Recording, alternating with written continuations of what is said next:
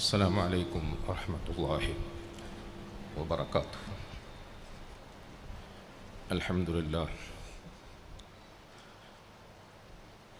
لله الذي هدانا لهذا وما كنا لنهتدي لولا أن هدانا الله.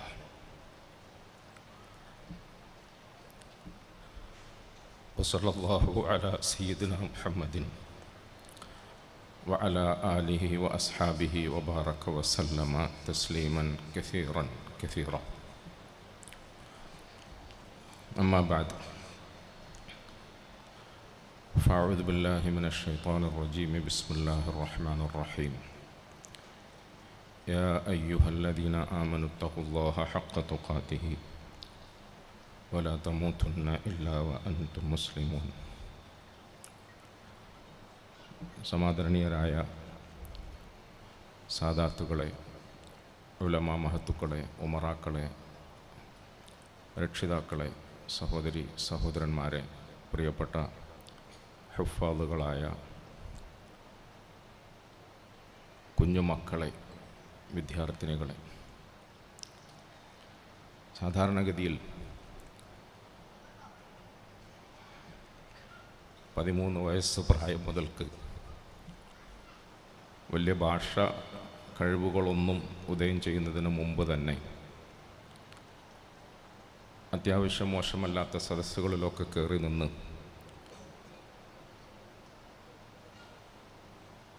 ഉളുപ്പും മടിയും നാണവും ലജ്ജയും സഭാകമ്പവും ഒന്നുമില്ലാതെ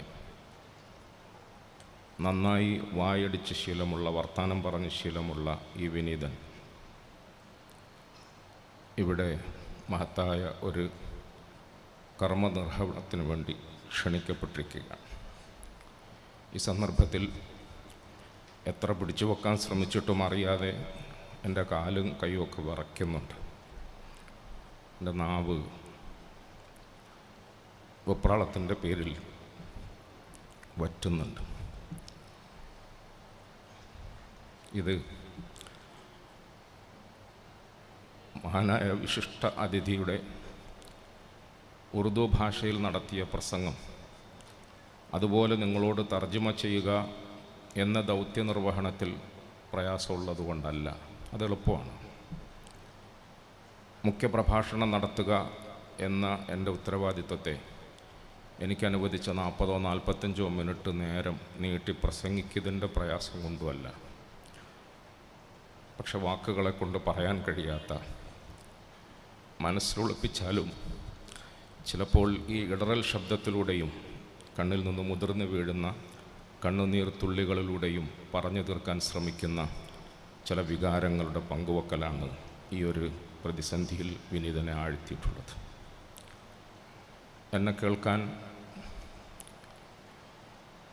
എൻ്റെ മുമ്പിലിരിക്കുന്ന പ്രിയങ്കരരായ പുരുഷ സഹോദരങ്ങളും മറയ്ക്ക് പിന്നിലെ നമ്മുടെ പ്രിയങ്കരികളായ ഉമ്മമാർ, സഹോദരിമാരും, ഹാഫിളാത്തുകളായ പെൺകുഞ്ഞുങ്ങളുമൊക്കെ എന്നിൽ നിന്നും ഒരു പ്രൗഢഗംഭീരമായ പ്രഭാഷണം പ്രതീക്ഷിക്കുന്നതിന് പകരം ഈ കാഴ്ചകളൊക്കെ കാണുമ്പോൾ, ഇതിൻ്റെ പിന്നിൽ നമുക്ക് മുമ്പ് പലരും പറഞ്ഞു തന്ന കഥകളൊക്കെ കേൾക്കുമ്പോൾ, അതിൻ്റെ സത്യസാക്ഷ്യങ്ങളായി നമുക്ക് മുമ്പിൽ വിരിഞ്ഞു നിൽക്കുന്ന ഈ പുഷ്പങ്ങളുടെ ഇതളുകൾ ദർശിക്കുമ്പോൾ, അതിൽ നിന്നും ഒരുപക്ഷെ നമ്മുടെ കൽബ് കൊണ്ട് ആസ്വദിക്കാൻ കഴിയുന്ന പരിമളത്തെ, അതിൻ്റെ സൗരഭ്യത്തെ ആസ്വദിക്കുമ്പോൾ എൻ്റെ വാക്കുകൾക്കപ്പുറം നിങ്ങൾ ചിലതൊക്കെ മനസ്സിലാക്കും.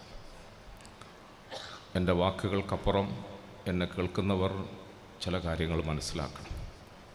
അല്ലാഹു സുബ്ഹാനഹു വ തആല നമുക്ക് ലഭിച്ച ഈ മഹത്തായ സൗഭാഗ്യത്തെ ജീവിതാന്ത്യം വരെ മതിപ്പോടുകൂടി കാണാൻ അർഹമായ നിലയിൽ അതിന് ശുക്ർ ചെയ്യാൻ, അള്ളാഹുവിൻ്റെ പരിശുദ്ധ ദീനിൻ്റെ വാഹകരായി, അതിൻ്റെ പ്രബോധകന്മാർ, പ്രചാരകന്മാരായി നിലകൊള്ളാൻ, അവസാനം നമ്മുടെ ബഹുമാന്യനായ മുത്തവല്ലിയെ പോലെ സന്തോഷത്തോടുകൂടി പരലോകം പ്രാപിക്കാൻ, സ്വർഗം പോകാൻ സാധുക്കളായ നമുക്കൊക്കെ തൗഫീഖ് നൽകി അള്ളാഹു അനുഗ്രഹിക്കുമാറാകട്ടെ. നമ്മുടെ എല്ലാവരുടെയും ചെറുതു വലുതുമായ ഈ അധ്വാനത്തെ അള്ളാഹു കരുണയോടുകൂടി സ്വീകരിക്കുമാറാകട്ടെ. നമ്മുടെ പ്രിയങ്കരരായ മക്കൾ, പിന്നിൽ വളരാൻ പോകുന്ന നമ്മുടെ മുത്തുകൾ, അവരുടെ ജീവിതത്തിൽ കണ്ണിനും കൽബിനും കുളിർമയുണ്ടാകുന്ന അനുഭവങ്ങൾ നൽകി അള്ളാഹു നമ്മളെ അനുഗ്രഹിക്കുമാറാകട്ടെ. ഒരു നിലയിലുള്ള ഫിത്നകളിലും ഫസാദുകളിലും അനാവശ്യങ്ങളിലും ആഭാസങ്ങളിലും നമ്മളെയോ നമ്മുടെ കുടുംബങ്ങളെയോ നമ്മുടെ കൂട്ടാളികളെയോ നമ്മുടെ സമുദായത്തെയോ അള്ളാഹു കുടുക്കിക്കളയാതെ കാത്തുരക്ഷിക്കുമാറാകട്ടെ. പ്രിയമുള്ളവരെ, ദാറുൽ ഉലൂം നദ്വത്തുൽ ഉലമയിൽ അരനൂറ്റാണ്ടിലധികമായി പരിശുദ്ധ ഹദീസിൻ്റെ ഗ്രന്ഥം ആയിരക്കണക്കിന് തിൽമീദുകൾക്ക്, ശിഷ്യന്മാർക്ക്, ലോകമെമ്പാടും നദ്വികളെന്ന പേരിൽ പ്രസിദ്ധരായിട്ടുള്ള പണ്ഡിത ശ്രേഷ്ഠന്മാർക്ക് പഠിപ്പിച്ചുകൊണ്ടിരിക്കുന്ന ഒരു മഹാനുഭവനാണ് നമ്മുടെ മുമ്പിൽ മൗലാന സക്കരിയ സാഹിബ് ദാമത് ബറക്കാത്തുഹു. അദ്ദേഹമാണ് നമ്മളോട് ഈ സനദ്ദാന പ്രഭാഷണത്തിലെ അനുഗ്രഹ ഭാഷണം നടത്തിയത്. ആ വാക്കുകൾ ഓരോന്നും അക്ഷരം പ്രതി നിങ്ങളോട് തർജ്ജമ ചെയ്യാൻ ഒരു പക്ഷേ എന്നെക്കൊണ്ട് സാധിച്ചെന്ന് വരികയില്ല. പക്ഷേ ആ മഹാമനസ്കൻ്റെ അനുഭവങ്ങളുടെ അടിസ്ഥാനത്തിൽ നമുക്ക് മുമ്പിൽ അദ്ദേഹം വെളിപ്പെടുത്തിയ ചില വസ്തുതകളുണ്ട്. ഞാൻ ശ്രദ്ധിച്ചു, സാധാരണ നമ്മൾ ഇത്ര മെനക്കെട്ട് ദൂരെ നിന്നും പണ്ഡിതന്മാരെയൊക്കെ കൂട്ടിക്കൊണ്ടു വന്നിട്ട് അനുഗ്രഹ ഭാഷണം നടത്താൻ നിർദ്ദേശിക്കുമ്പോൾ അവരൊക്കെ പറയാറുള്ള ഒരു പ്രസംഗ ശൈലിയുണ്ട്. ആ ശൈലികളിൽ നിന്നും തികച്ചും വ്യത്യസ്തമായി ഞാൻ സാധാരണ മൗലാന അവറുകളെ പരിചയപ്പെടുത്തുമ്പോൾ പറയാറുണ്ട്, മൗലാന സക്കരിയ സംബലി എന്നാണ് എല്ലാവരും പറയാറ്. ഞാൻ പറയാറ് മൗലാന സക്കരിയ സിംപിളി എന്നാണ്. സിമ്പിളായി, വളരെ സിമ്പിളായി നമ്മളോട് ചില വികാരങ്ങൾ പങ്കുവച്ചു. രസകരമായ നിലയിൽ, എന്നാൽ മനസ്സിൽ തട്ടുന്ന നിലയിൽ, ഹൃദയസ്പൃക്കായ വാക്കുകളിലൂടെ ചില വിഷയങ്ങൾ നമുക്ക് മുമ്പിൽ അദ്ദേഹം പകർന്നു തന്നു. അദ്ദേഹം ആദ്യം പറഞ്ഞു, ഈ സദസ്സിനെ സംബോധന ചെയ്ത് സംസാരിക്കാൻ എന്നോട് നിർദ്ദേശിക്കപ്പെട്ടിരിക്കുകയാണ്. എൻ്റെ മുമ്പിലിരിക്കുന്ന, ഞാൻ അഭിസംബോധന ചെയ്യുന്ന ആളുകൾ പരിശുദ്ധ ഖുർആൻ കാണാതെ പഠിച്ചവരാണ്, പരിശുദ്ധ ഖുർആൻ ഹിഫ്ള് ചെയ്തവരാണ്. ആൺകുട്ടികളും പെൺകുട്ടികളുമായി ഒരു വലിയ സംഖ്യ എൻ്റെ മുമ്പിൽ ഹിഫ്ള് പൂർത്തീകരിച്ചിട്ട് അവർ വാങ്ങിയ സനദിൻ്റെ അനുമോദനവും സന്തോഷവും പങ്കുവെക്കാൻ വേണ്ടി പ്രഭാഷണം നടത്താനാണ് എന്നെ ക്ഷണിച്ചത്. ഇപ്പോൾ കുറച്ച് നാളായി ഇത്തരം സദസ്സുകളിലേക്ക് എന്നെ ക്ഷണിക്കുമ്പോൾ എനിക്കുണ്ടാകുന്ന ഒരു വലിയ ദുഃഖമുണ്ട്. അദ്ദേഹം തുറന്നു പറയും, എനിക്കുണ്ടാകുന്ന വലിയൊരു നിരാശയുണ്ട്. എൻ്റെ ആ നിരാശ ഇപ്പോഴും എൻ്റെ മനസ്സിനെ വല്ലാതെ അലട്ടുകയാണ്. എൻ്റെ നിരാശ എന്ന് പറഞ്ഞാൽ, ഒരു പക്ഷേ എൻ്റെ ജീവിതത്തിൽ എനിക്ക് നല്ല ഒരു വീട് വെക്കാൻ കഴിഞ്ഞില്ല. എനിക്ക് ജീവിത സൗകര്യങ്ങൾ, വാഹനവും മറ്റ് സൗകര്യങ്ങളും ഒക്കെ ചിലപ്പോൾ വലിയ തോതിൽ എനിക്ക് കെട്ടിപ്പടുക്കാൻ സാധിച്ചിട്ടില്ല. അതിൻ്റെ പേരിലൊന്നും ഞാൻ ഇങ്ങനെ വിഷമിച്ചിട്ടില്ല എന്ന് മാത്രം അദ്ദേഹം പറയുന്നു. എൻ്റെ മനസ്സിൽ എപ്പോഴും ഒരിക്കലും അങ്ങനത്തെ ഭൗതികമായ സൗകര്യങ്ങൾ ഇല്ലല്ലോ എന്നൊരു വേദന ഉണ്ടായിട്ടേ ഇല്ല, ഒരു വിഷമം ഉണ്ടായിട്ടേ ഇല്ല. പക്ഷേ എൻ്റെ മനസ്സിനെ അലട്ടുകയും വേദനിപ്പിക്കുകയും ചെയ്യുന്ന വലിയൊരു ദുഃഖം, ആ ദുഃഖം പങ്കുവെച്ചുകൊണ്ടാണ് ഞാൻ എൻ്റെ സംസാരം തുടങ്ങുന്നത്. എന്താ ദുഃഖം എന്നറിയോ? എനിക്ക് പരിശുദ്ധ ഖുർആൻ ഹാഫിളാകാൻ കഴിഞ്ഞില്ലല്ലോ. ഞാൻ എൻ്റെ കുടുംബ സാഹചര്യത്തിൽ, ചെറുപ്പകാലത്തിൻ്റെ പ്രത്യേക സാഹചര്യത്തിൽ നാട്ടിലെ സ്കൂളിൽ 10ാം ക്ലാസ് വരെ പഠിച്ചു. UP കാരനായ അദ്ദേഹം പറഞ്ഞു, 10ാം ക്ലാസ് വരെ പഠിച്ചു. എൻ്റെ ജീവിതത്തിൻ്റെ നല്ല നാളുകൾ ഞാൻ പാഴാക്കി. 10ാം ക്ലാസ് പാസ്സായി കഴിഞ്ഞിട്ട് പടച്ചവൻ്റെ തീരുമാനപ്രകാരം പിന്നെ മറ്റു പഠനങ്ങളിലേക്കൊക്കെ കുറച്ച് പോയി. പിന്നീട് അള്ളാഹുവിൻ്റെ അനുഗ്രഹം കൊണ്ട് അറബി പഠിച്ചു, ദീൻ പഠിക്കാൻ അവസരം കിട്ടി, ഖുർആനും ഹദീസുമായി ബന്ധപ്പെട്ട ഇൽമ് തേടി. പക്ഷേ ഈ യാത്രയ്ക്കിടയിൽ എനിക്ക് പരിശുദ്ധ ഖുർആൻ ഹിഫ്ള് ചെയ്യാൻ കഴിയാതെയായിപ്പോയി. പരിശുദ്ധ ഖുർആൻ ഹാഫിളാകാൻ എനിക്ക് സാധിക്കാതെ പോയി. എൻ്റെ ജീവിതത്തിൽ ഏറ്റവും വലിയ നിരാശ, എൻ്റെ ജീവിതത്തിൽ ഏറ്റവും വലിയ ദുഃഖം ഇതാണ്. എനിക്ക് പരിശുദ്ധ ഖുർആൻ ഹാഫിളാകാൻ കഴിഞ്ഞില്ലല്ലോ. യഥാർത്ഥത്തിൽ ഇത് എത്ര വലിയ മഹത്തായ സൗഭാഗ്യമാണ്. പരിശുദ്ധ ഖുർആൻ ഹാഫിളാകുന്നവർക്ക് അല്ലാഹു കൊടുക്കുന്ന പ്രതിഫലം എത്രത്തോളമാണ്, അത് പാരായണം ചെയ്യുന്ന ഈ കുഞ്ഞുങ്ങൾക്ക് കിട്ടുന്ന പ്രതിഫലം എത്രത്തോളമാണ്. ജനങ്ങൾക്കിടയിൽ വളരെ പ്രസിദ്ധമായ ഒരു ഹദീസ് നമ്മൾ സാധാരണ കേൾക്കാറുണ്ട്. റസൂലുള്ളാഹി സ്വല്ലല്ലാഹു അലൈഹി വസല്ലമ തങ്ങൾ അരുൾ ചെയ്തു, പരിശുദ്ധ ഖുർആനിൽ നിന്നും ആരെങ്കിലും ഒരക്ഷരം ഓതിയാൽ അതിൻ്റെ പേരിൽ അവന് 10 നന്മ ലഭിക്കുന്നതാണ്. എന്നിട്ട് അവിടെ നിന്ന് പറഞ്ഞു, അലിഫ് ലാം മീം എന്നത് ഒരക്ഷരമാണെന്ന് ഞാൻ ഒരിക്കലും പറയില്ല. പിന്നെ അലിഫ് ഒരക്ഷരമാണ്, ലാം മറ്റൊരക്ഷരമാണ്, മീം മറ്റൊരക്ഷരമാണ്. അലിഫ് ലാം മീം എന്നൊരാൾ ഓതുമ്പോൾ അവന് 30 നന്മ കിട്ടിയെന്ന് റസൂലുള്ളാഹി സ്വല്ലല്ലാഹു അലൈഹി വസല്ലം പറഞ്ഞു. മഹാനവറുകൾ പറയാണ്, ഞാൻ ഹിഫ്ള് പഠിക്കാൻ ഭാഗ്യം കിട്ടാത്ത ഭാഗ്യദോഷിയാണെങ്കിലും ഞാൻ പഠിപ്പിക്കുന്ന സ്ഥാപനത്തിൽ UP എന്ന് പറയുന്ന സ്റ്റേറ്റിൽ നിങ്ങൾക്ക് സങ്കല്പിക്കാനോ വിശ്വസിക്കാനോ പോലും കഴിയാത്തത്ര കടുപ്പപ്പെട്ട തണുപ്പും അന്തരീക്ഷവും ഒക്കെയുള്ള ആ നാട്ടിലെ ഒരു സ്ഥാപനത്തിലാണ് ഞാൻ താമസിക്കുന്നതും പഠിപ്പിക്കുന്നതും ഒക്കെ. ഇപ്പോൾ അടുത്ത കാലത്ത് തൊട്ടടുത്തൊരു വീടുണ്ടാക്കിയതുകൊണ്ടാണ് ഞാൻ അങ്ങോട്ട് താമസം മാറിയത്. ഞാൻ അവിടെ തന്നെയാണ് താമസിക്കുക. ഞാൻ എൻ്റെ കണ്ണുകൊണ്ട് കണ്ടിട്ടുണ്ട് ഈ ഇരിക്കുന്ന കുഞ്ഞുങ്ങളെപ്പോലെ കൊച്ചു കിടാങ്ങൾ തണുപ്പ് മുറ്റി നിൽക്കുന്ന ഡിസംബർ ജനുവരി പോലെയുള്ള UPയിലെ താങ്ങാൻ കഴിയാത്ത തണുപ്പിൻ്റെ കാലാവസ്ഥയിൽ ആ കുഞ്ഞുങ്ങളുടെ ഉസ്താദന്മാർ അവരുറങ്ങുന്ന റൂമുകളിൽ വന്ന് അവരെ തട്ടി മുട്ടി എഴുന്നേൽപ്പിക്കും. അവരിങ്ങനെ കിറുകിറുകിറുകിറുന്ന് വിറച്ചുകൊണ്ട് എഴുന്നേൽക്കും. നിങ്ങൾക്ക് കേരളീയർക്ക് ഞങ്ങളുടെ നാട്ടിൻ്റെ തണുപ്പ് സങ്കല്പിക്കാൻ പോലും ചിലപ്പോൾ സാധിച്ചെന്ന് വരികയില്ല. ഈ 4 മണി സമയത്ത് ആ കടുപ്പപ്പെട്ട തണുപ്പിൽ ഈ കൊച്ചു കിടാങ്ങൾ എഴുന്നേറ്റ് പള്ളിയിൽ വരും. പള്ളിയിൽ ഒരുപക്ഷെ ചൂടുവെള്ളത്തിൻ്റെ ചെറിയൊരു ഇന്തിളാമൊക്കെ ഉണ്ടെന്നല്ലാതെ നമ്മളുടെ മറ്റാളുകളൊക്കെ ജീവിക്കുന്നത് പോലെ ഹീറ്റർ പോലത്തെ സംവിധാനമൊന്നുമില്ല. 4 ഭാഗത്തും ഇങ്ങനെ മറ തൂക്കിയിട്ടിട്ട് തണുപ്പകത്തേക്ക് വരാതിരിക്കാൻ ശ്രമിക്കുമെങ്കിലും എൻ്റെ കണ്ണുകൊണ്ട് ഞാൻ കാണുകയും കൊതിവിടുകയും ബേജാറായി പലപ്പോഴും എൻ്റെ മനസ്സ് വിങ്ങിപ്പൊട്ടിപ്പോവുകയും ചെയ്തിട്ടുണ്ട്. ഈ കൊച്ചു കുഞ്ഞുങ്ങൾ വന്നിരുന്നു കൊണ്ട് അലിഫ് ലാം മീം എന്ന് പറയും. അലിഫ് ലാം മീം ദാലിക്കൽ കിതാബ് ലാ റൈബ ഫീഹി എന്ന് വിറച്ച് പറയുന്നത് ഞാൻ കേട്ടിട്ടുണ്ട്. ഒരക്ഷരത്തിന് 10 നന്മയും അലിഫ് ലാം മീം എന്ന് ഓതുമ്പോൾ 30 നന്മയും കിട്ടുമെന്ന് സന്തോഷവാർത്ത അറിയിക്കപ്പെട്ട ഈ കൊച്ചു കിടാങ്ങളുടെ ജീവിതത്തിൽ അവർ നേടിയെടുത്ത സമ്പാദ്യം എത്ര വലുതായിരിക്കും! അലിഫ് ലാം മീം ദാലിക്കൽ കിതാബു ലാ റൈബ ഫീഹി ഹുദൽ ലിൽ മുത്തഖീൻ എന്നൊരു ആയത്ത് ഓതുമ്പോൾ അതിൻ്റെ പേരിൽ എത്ര നന്മ കിട്ടുമെന്ന് ഞാൻ എണ്ണി പറയുന്നില്ല, കണക്ക് കൂട്ടുന്നില്ല. നിങ്ങൾ കണക്ക് കൂട്ടിയാൽ മതി, നിങ്ങൾ ഹിസാബ് ചെയ്താൽ മതി. എത്ര നന്മകൾ ഈ കുട്ടികൾ നേടിയിട്ടുണ്ടാകും. ഒരു പ്രാവശ്യമാണോ? 1 പ്രാവശ്യം, 2 പ്രാവശ്യം, 10 പ്രാവശ്യം, 12 പ്രാവശ്യം ഓതിയാൽ മനഃപ്പാഠമാകുമോ? അത് പഠിച്ചവർക്കും പഠിപ്പിച്ചവർക്കും അറിയാമല്ലോ. അവരെത്ര പ്രാവശ്യം ഓതിക്കാണും. ഓതി ഹാഫിളുകളായിട്ട് ഓത്ത് നിർത്തുകയല്ലോ, പിന്നെയും അവർ ഓതിക്കൊണ്ടേയിരിക്കുകയല്ലേ. ഈ കുഞ്ഞുങ്ങൾ നേടിയെടുത്ത മഹത്തായ പ്രതിഫലത്തെക്കുറിച്ചിട്ട് ഓർക്കുമ്പോൾ എൻ്റെ മനസ്സിൽ എനിക്ക് വല്ലാത്ത വിഷമം വരും, വല്ലാത്ത വ്യസനം വരും. എൻ്റെ വിഷമവും വ്യസനവും മറ്റൊന്നുമല്ല, എനിക്ക് ഹാഫിളാകാൻ കഴിഞ്ഞില്ലല്ലോ എന്നാണ്. പ്രിയപ്പെട്ടവരെ, വേറെ ഏതെങ്കിലും ഒരു വിഷയത്തിൻ്റെ പേരിൽ ഞാൻ ഇന്ന് വരെ വേദനിച്ചിട്ടില്ല. എനിക്ക് കച്ചവടക്കാരനാകാൻ കഴിഞ്ഞില്ലല്ലോ, എനിക്ക് വലിയ വീടിൻ്റെ ഉടമയാകാൻ കഴിഞ്ഞില്ലല്ലോ, മറ്റേതെങ്കിലും വിദ്യ നേടാൻ എനിക്ക് സാധിച്ചിട്ടില്ലല്ലോ എന്നൊന്നും 1% പോലും എൻ്റെ മനസ്സിൽ ദുഃഖമുണ്ടായിട്ടില്ല, വേദനയുണ്ടായിട്ടില്ല. പക്ഷേ എൻ്റെ മനസ്സിൽ വേദനയുണ്ടായത് ഈ ഒരു വിഷയത്തിൽ മാത്രമാണ്. ആ നിലയിൽ ചിന്തിക്കുമ്പോൾ ഈ ഇരിക്കുന്ന ഹാഫിളാത്തുകളായ നമ്മുടെ പ്രിയങ്കരരായ പൊന്നോമനകൾ എത്ര വലിയ ഭാഗ്യശാലികളാണ്. ഈ ഭാഗ്യശാലികൾക്ക് പടച്ചവൻ നൽകാൻ പോകുന്ന പ്രതിഫലം, അതിനെക്കുറിച്ചിട്ട് ഞാൻ നിങ്ങളോട് പ്രസംഗിക്കേണ്ട കാര്യമില്ല.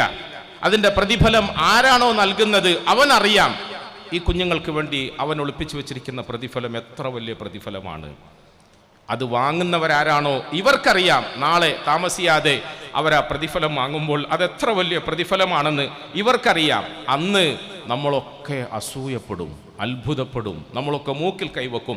മഹ്ശറയുടെ വൻസഭയിൽ ആളുകളൊക്കെ നട്ടം തിരിയുന്ന സാഹചര്യത്തിൽ എല്ലാവരും അവരവരുടെ പ്രശ്നങ്ങളും പ്രയാസങ്ങളും വിചാരിച്ചുകൊണ്ട് നെട്ടോട്ടമോടുന്ന സാഹചര്യത്തിൽ ചില കുഞ്ഞുങ്ങളെ അങ്ങേയറ്റം ആദരിക്കപ്പെടുന്നു എന്നൊരു വാർത്ത മഹ്ശറയിൽ ആളുകൾ ഇങ്ങനെ ശ്രദ്ധിക്കും. ആ ഒരു കുഞ്ഞിനെ ആദരിച്ചു, ബഹുമാനിച്ചു.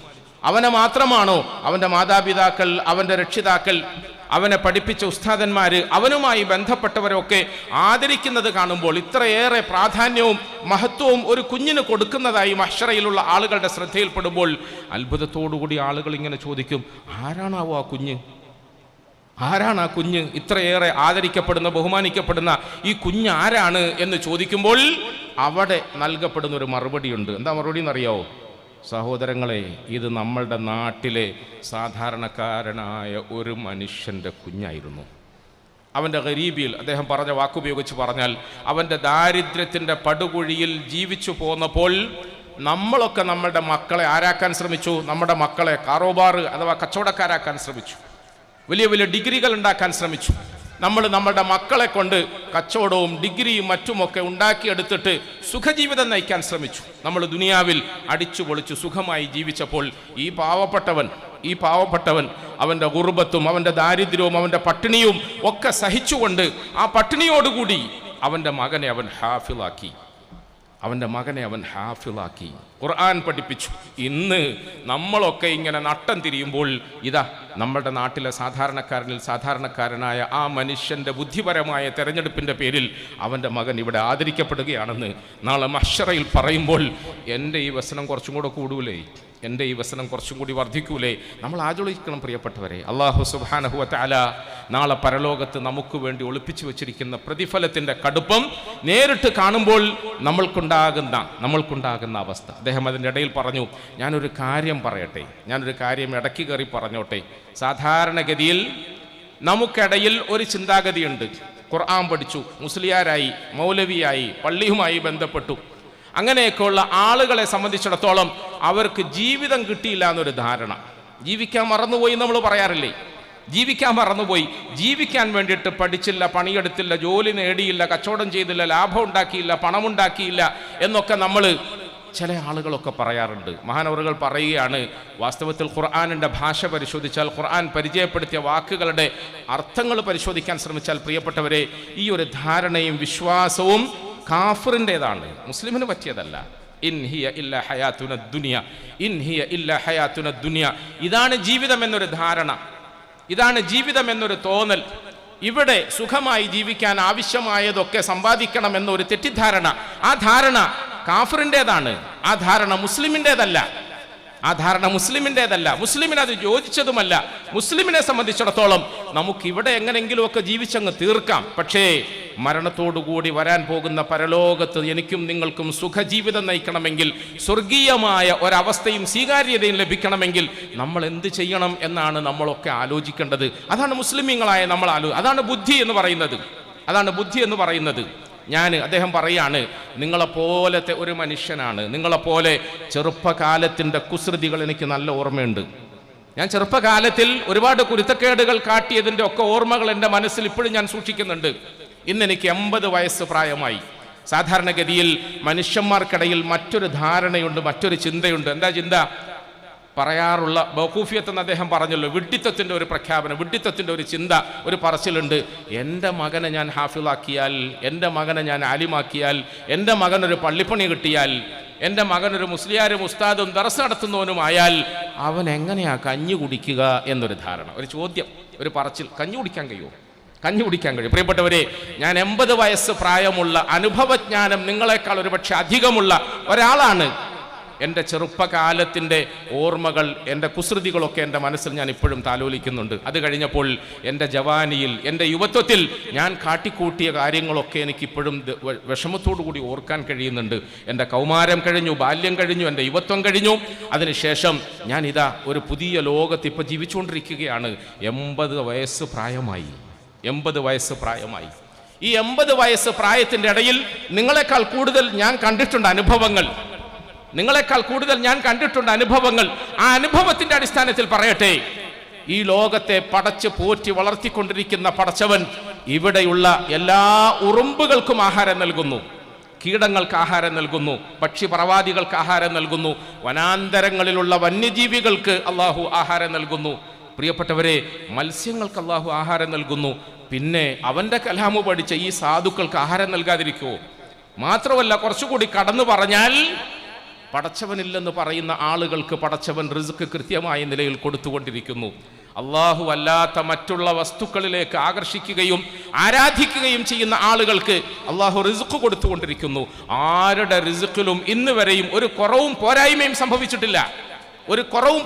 സംഭവിച്ചിട്ടില്ല. അങ്ങനെയാണെങ്കിൽ അള്ളാഹുവിന്റെ പരിശുദ്ധ ഗ്രന്ഥം പഠിക്കുന്ന ആളുകൾക്ക് പടച്ചവൻ റിസ്ക് കൊടുക്കാതിരിക്കുമോ? മഹാനവറുകൾ പറഞ്ഞു, ഒരു വസ്തുത നിങ്ങൾ ബോധ്യപ്പെടണം. അള്ളാഹുവിന്റെ സന്നിധിയിൽ പരിശുദ്ധ കഅബാലയത്തെക്കാളും അവന് പ്രിയങ്കരമായ ഒന്നുണ്ട്. പടച്ചവന് പ്രിയങ്കരമായ ഒന്നുണ്ട്. മുഴുവൻ നബിമാരെക്കാളും പടച്ചവന് ഇഷ്ടകരമായ, പ്രിയങ്കരമായ ഒരു സംഗതിയുണ്ട്. എല്ലാ മലക്കുകളെക്കാളും ഏറെ അള്ളാഹു ഇഷ്ടപ്പെടുന്ന ഒരു സംഗതിയുണ്ട്. ആ സംഗതി എന്താണെന്നറിയോ? അവൻ്റെ പരിശുദ്ധമായ കലാമാണ്, പുണ്യമായ കലാമാണ്. ഇത് അള്ളാഹുവിൻ്റെ സിഫത്താണ്, അള്ളാഹുവിൻ്റെ സിഫത്താണ്. കഅബാലയത്തെക്കാളും നബിമാരെക്കാളും മലക്കുകളെക്കാളും പടച്ചവൻ ഇഷ്ടപ്പെടുന്ന പരിശുദ്ധ കലാം നിങ്ങളുടെ നെഞ്ചോട് ചേർത്ത് വെച്ചാൽ, നിങ്ങളുടെ നെഞ്ചോട് ചേർത്ത് വെച്ചാൽ, നിങ്ങൾ അതിനെ മാലയാക്കി തോളിലണിഞ്ഞാൽ, അതണിഞ്ഞ് നടക്കുന്ന അടിയാറുകൾക്ക് റിസ്ക് നൽകാൻ, അന്നം നൽകാൻ അള്ളാഹു ഒരിക്കലും മാറി നിൽക്കുകയില്ല. പെട്ടവരെ, ഒരിക്കലും നമുക്ക് റിസ്ക് നൽകാതിരിക്കുകയില്ല. നമ്മൾ എവിടുന്ന് കഞ്ഞി കുടിക്കുമെന്ന് ഒരിക്കലും നമ്മൾ ചിന്തിക്കേണ്ട ആവശ്യമില്ല. ഞാൻ വീണ്ടും നിങ്ങളോട് പറയുന്നു, 80 വർഷക്കാലത്തെ എൻ്റെ അനുഭവത്തെ മുന്നിൽ വെച്ചുകൊണ്ട്, നിങ്ങൾ ഇന്ന് വിമാനത്തിൽ സഞ്ചരിക്കുന്നവരാണ്, വിമാന യുഗത്തിൽ ജീവിക്കുന്നവരാണ്. ഇന്ന് നമ്മൾ വളരെ സ്പീഡിൽ ഓടുന്ന ട്രെയിനുകളെ കണ്ട് ശീലമുള്ളവരാണ്. ട്രെയിനിൽ ഓടി ഓടി ഓടി ഓടി ലോകവും ലോകരും അവരുടെ ആയുസ് പാഴാക്കിക്കൊണ്ടേയിരിക്കുന്നു. വിമാനത്തിൽ പറന്ന് പറന്ന് പറന്ന് അവരവരുടെ ആയുസ് പാഴാക്കിക്കൊണ്ടേയിരിക്കുന്നു. എത്രയേറെ വിമാനങ്ങളിലോ വാഹനങ്ങളിലോ സഞ്ചരിക്കുന്ന ആളുകളും പാഴാക്കിക്കൊണ്ടിരിക്കുന്ന അവരുടെ ജീവിതം എവിടെങ്കിലും ഒന്ന് തടഞ്ഞു വീണ് മരിഞ്ഞു കഴിയുമ്പോൾ അവർ ബോധ്യപ്പെടുന്ന ഒരു വസ്തുതയുണ്ട്. അടയുന്ന കണ്ണുകളുടെ അകക്കണ്ണ് തുറക്കുമ്പോൾ അവർക്ക് ബോധ്യപ്പെടുന്ന ഒരു വസ്തുതയുണ്ട്. പടച്ചവനായിരുന്നു ഇതെല്ലാം സമ്മാനിച്ചത്, പടച്ചവനായിരുന്നു ഇതെല്ലാം നമുക്ക് നൽകിയത്. ഇന്ന് നമുക്ക് ആ സത്യത്തെ ബോധ്യപ്പെടാൻ സാധിച്ചാൽ, പ്രിയപ്പെട്ട കുഞ്ഞുങ്ങളെ, ഒരിക്കലും അള്ളാഹു നമ്മളെ പാഴാക്കുകയില്ല, ഒരിക്കലും അള്ളാഹു നമ്മളെ പാഴാക്കുകയില്ല. അദ്ദേഹം പറയാണ്, ഞാനും നിങ്ങളും ആലോചിക്കണം. ഇനി ഒരു പക്ഷേ അള്ളാഹുവിൻ്റെ നിശ്ചയപ്രകാരം, അള്ളാഹുവിൻ്റെ നിശ്ചയപ്രകാരം അള്ളാഹു നമുക്ക് റിസ്ക് തരണ്ടാന്ന് തീരുമാനിച്ചു എന്ന് വിചാരിച്ചോ? കഞ്ഞി കുടിക്കാൻ വക തരണ്ടാന്ന് തീരുമാനിച്ചു എന്ന് വിചാരിച്ചോ? നമ്മളെ പട്ടിണിക്കിടാനും കഷ്ടപ്പെടുത്താനും ജീവിത പ്രയാസങ്ങളിൽ പരീക്ഷിക്കാനും പടച്ചവൻ തീരുമാനിച്ചു എന്ന് വിചാരിച്ചാലും, അത് നമ്മളെ സംബന്ധിച്ചിടത്തോളം നമ്മുടെ രക്ഷിതാവിൻ്റെ തീരുമാനം നമുക്ക് ഗുണകരമാണ്, നന്മയാണ്, മേന്മയാണ്, ആദരവാണ്. ഒരു സംശയം വേണ്ട. നമുക്ക് അള്ളാഹു അവൻ്റെ ഏതെങ്കിലും ഒരു ഹിക്മത്തിൻ്റെ അടിസ്ഥാനത്തിൽ ചിലപ്പം ആഹാരം തരുന്നില്ല എന്ന് വിചാരിച്ചോ, അഭിവൃദ്ധി തരുന്നില്ല എന്ന് വിചാരിച്ചോ, ദുനിയാവ് തരുന്നില്ല എന്ന് വിചാരിച്ചോ? അങ്ങനെ ദുനിയാവ് തരുന്നില്ലെങ്കിൽ വേണ്ട എന്ന് തീരുമാനിക്കാനുള്ള ഒരു സന്മനസ് നമുക്കുണ്ടാകണം. മഹാനവറുകൾ പറഞ്ഞു, നമ്മളുടെ ഉമ്മമാരെ നിങ്ങൾ ശ്രദ്ധിച്ചിട്ടില്ലേ? ഉമ്മമാർക്ക് മക്കളോട് എത്ര ഭയങ്കര പ്രിയമുണ്ട്, സ്നേഹമുണ്ട്. ഉമ്മയും മക്കളും തമ്മിലുള്ള ബന്ധം നിങ്ങൾ ശ്രദ്ധിച്ചിട്ടില്ലേ? ഉമ്മമാർക്ക് മക്കളോടുള്ള സ്നേഹത്തെ നമുക്ക് അളക്കാൻ കഴിയും, കാണാൻ കഴിയും. എന്നാൽ ചില സന്ദർഭങ്ങളിൽ മക്കൾക്ക് രോഗമുണ്ടാകുമ്പോൾ, പനി ബാധിക്കുമ്പോൾ, ഛർദി വരുമ്പോൾ, വയറ്റിനസുഖം ഉണ്ടാകുമ്പോൾ ഡോക്ടർമാർ പറയും മക്കൾക്ക് പാല് കൊടുക്കരുത് എന്ന്, മക്കൾക്ക് പാല് കൊടുക്കരുത് എന്ന്. രാത്രിയിൽ വീട്ടിൽ വന്ന് മകളെ കരഞ്ഞു കലങ്ങിയ കണ്ണുമായി ഒച്ചപ്പാടും ബഹളമൊക്കെ ഉണ്ടാക്കുമ്പോൾ അമ്മ ആ കുഞ്ഞിനെടുത്ത് മടിയിൽ വെച്ചിട്ട് ഇങ്ങനെ താരാട്ട് പാടും. അമ്മയുടെ കയ്യിൽ പാലുണ്ട്, കൊടുക്കാൻ ആവശ്യമായ ആഹാരമുണ്ട്. കുഞ്ഞ് കരഞ്ഞ് ആവശ്യക്കാരനായി കരഞ്ഞ് വെപ്രാളപ്പെടുകയാണ്.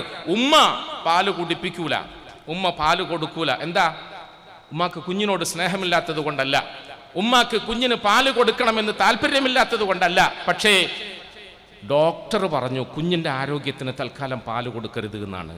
ഡോക്ടർ പറഞ്ഞപ്പോൾ അതിൽ നന്മയുണ്ടെന്ന് വിശ്വസിക്കുകയും വിചാരിക്കുകയും ചെയ്തുകൊണ്ട് പാലുണ്ടായിരുന്നിട്ടും കുഞ്ഞിന് വിശപ്പുണ്ടായിരുന്നിട്ടും കരയുന്ന കുഞ്ഞിന് പാല് കൊടുക്കാത്ത ഉമ്മയുടെ കാരുണ്യം നിങ്ങളൊന്ന് കാണണ്ടേ?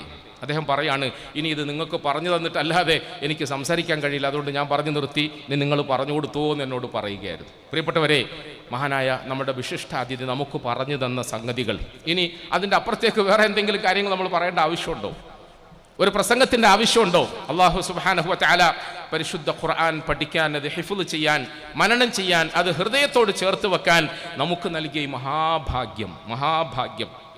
ഞങ്ങൾ കുറേ ദിവസങ്ങളായി മഹാനവറുകൾ പറഞ്ഞതുപോലെ ഇത്തരം സദസ്സുകളിൽ ഹിഫാദുകളുടെയും ഹാഫിളാത്തുകളുടെയും ഒക്കെ സനദ്ദാന സമ്മേളനങ്ങളിൽ പങ്കെടുക്കുകയും പ്രസംഗിക്കുകയും ഒക്കെ ചെയ്തുകൊണ്ടിരിക്കുകയാണ്.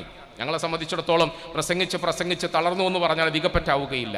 പ്രിയപ്പെട്ടവരെ, നമുക്കൊരു കാര്യം ബോധ്യപ്പെടാനുണ്ട്. പരിശുദ്ധ ഖുർആൻ ഹിഫ്ള് ചെയ്യാതെ പോയ ഒരു മഹാനുഭവൻ, അദ്ദേഹത്തിൻ്റെ 10, 50, 60 വർഷക്കാലത്തെ ഹദീസ് ദറസിൻ്റെ ആ ഒരു സമ്പാദ്യത്തെ മുന്നിൽ വെച്ചുകൊണ്ട് തന്നെ എനിക്ക് ഹാഫിളാകാൻ കഴിഞ്ഞില്ലല്ലോ, എനിക്ക് ഹാഫിളാകാൻ കഴിയും. ഇന്നലെ ഇത്തരം ഒരു സദസ്സിൽ സംസാരിക്കുമ്പോൾ ഈ അടുത്ത കാലത്ത് ഒരു ഇൻ്റർവ്യൂ നടക്കുകയും അത് ദർശിക്കുകയും ചെയ്തതിൻ്റെ അനുഭവം പങ്കുവെക്കുകയുണ്ടായി. സൗദി അറേബ്യ എന്ന് പറയുന്ന നാട്, സൗദി അറേബ്യ എന്ന് പറഞ്ഞാൽ മക്കയും മദീനയുമുള്ള നാട്, കഅബയും റൗളയുമുള്ള നാട്, അറേബ്യ, അറബി ഭാഷ സംസാരിക്കുന്ന നാട്, ഖുർആൻ അവതരിച്ച നാട്, അഷ്റഫുൽ ഖൽക്ക് ജനിച്ചു വീണ നാട് സൗദി അറേബ്യയിൽ ഇന്ന് ജീവിച്ചിരിക്കുന്ന ലോകപ്രസിദ്ധനായ ഒരു ജേർണലിസ്റ്റുമായി ഒരു TV ചാനലുകാരൻ ഇൻ്റർവ്യൂ നടത്തുകയാണ്. TV ചാനലുകാരൻ ആ ഇൻ്റർവ്യൂ ഒരുപക്ഷെ നിങ്ങളിൽ ആരെങ്കിലുമൊക്കെ അത് കണ്ടിട്ടുണ്ടാകും. ചാനലിൽ ഇൻ്റർവ്യൂ നടത്തുന്നതിന് തൊട്ടു മുമ്പ് സാധാരണ കാണിക്കാറുള്ളത് പോലെ ആ മഹാനുഭവന്റെ വീട്ടിൽ അദ്ദേഹം ഒരുക്കി വച്ചിരിക്കുന്ന അദ്ദേഹത്തിൻ്റെ ജീവിതത്തിൽ ഇന്നോളം കിട്ടിയ ഷീൽഡുകൾ, അംഗീകാര പത്രങ്ങൾ, മെമൻറ്റോകൾ, നമ്മുടെ കുട്ടികൾക്കും മറ്റുമൊക്കെ കിട്ടിക്കൊണ്ടിരിക്കുന്നത് പോലെയുള്ള ലോകപ്രസിദ്ധനായ ഒരു ജേർണലിസ്റ്റിന് ലഭിച്ചുകൊണ്ടിരിക്കുന്ന അംഗീകാര പത്രത്തിൻ്റെ വ്യത്യസ്ത രൂപങ്ങളൊക്കെ ഇങ്ങനെ അടുക്കി വച്ചിട്ടുണ്ട് അദ്ദേഹത്തിൻ്റെ വീട് മുഴുവൻ. ആദ്യം ഇൻ്റർവ്യൂ നടത്തുന്ന ആളുകൾ അതൊക്കെ ഒന്നിങ്ങനെ കാണിക്കുകയുണ്ടായി. അത് കാണുമ്പോൾ നമുക്കൊക്കെ ഇത്ര വലിയ ജേർണലിസ്റ്റോ, ഇത്ര വലിയ അവാർഡ് ലഭിച്ച മനുഷ്യനോ, ഇത്ര വലിയ അംഗീകാരമുള്ള ലോകപ്രസിദ്ധനായ മനുഷ്യനോ എന്നൊക്കെ തോന്നൂല്ലോ. ഇത് സൗദി അറേബ്യയിലാണ്. അദ്ദേഹവുമായുള്ള ഇൻ്റർവ്യൂ കുറച്ച് സമയങ്ങൾക്ക് ശേഷം അവസാനിക്കാൻ പോകുമ്പോൾ ഈ മനുഷ്യൻ പറഞ്ഞ ഒരു വാക്ക്, അതാണ് ഇന്ന് നമ്മുടെ മുമ്പിൽ ബഹുമാനപ്പെട്ട മൗലാന അവറുകൾ പറഞ്ഞത്. അതേ മാനസികാവസ്ഥയിലാണ് ഇന്നത്തെ ഭാഷണം അദ്ദേഹം തുടങ്ങി വെച്ചത്. ആ ലോകപ്രസിദ്ധനായ ഒട്ടനവധി അംഗീകാര പത്രങ്ങൾ സ്വന്തമാക്കാൻ ജീവിതത്തിൽ അവസരം ലഭിച്ച മനുഷ്യൻ തന്നെ ഇൻ്റർവ്യൂ ചെയ്യുന്ന ആളിനോട് അവസാനമായി, എൻ്റെ ജീവിതത്തിൽ എനിക്ക് സഹിക്കാൻ കഴിയാത്ത, താങ്ങാൻ കഴിയാത്ത, മറക്കാൻ കഴിയാത്ത ഒരു വലിയ ദുഃഖമുണ്ട് എന്ന് പറഞ്ഞു. ഒരു വലിയ ദുഃഖം. അത് പറയുകയും അദ്ദേഹം പൊട്ടി പൊട്ടി പൊട്ടി പൊട്ടി പൊട്ടി പൊട്ടി കരയുകയും ചെയ്തു. എന്താ വിഷമം?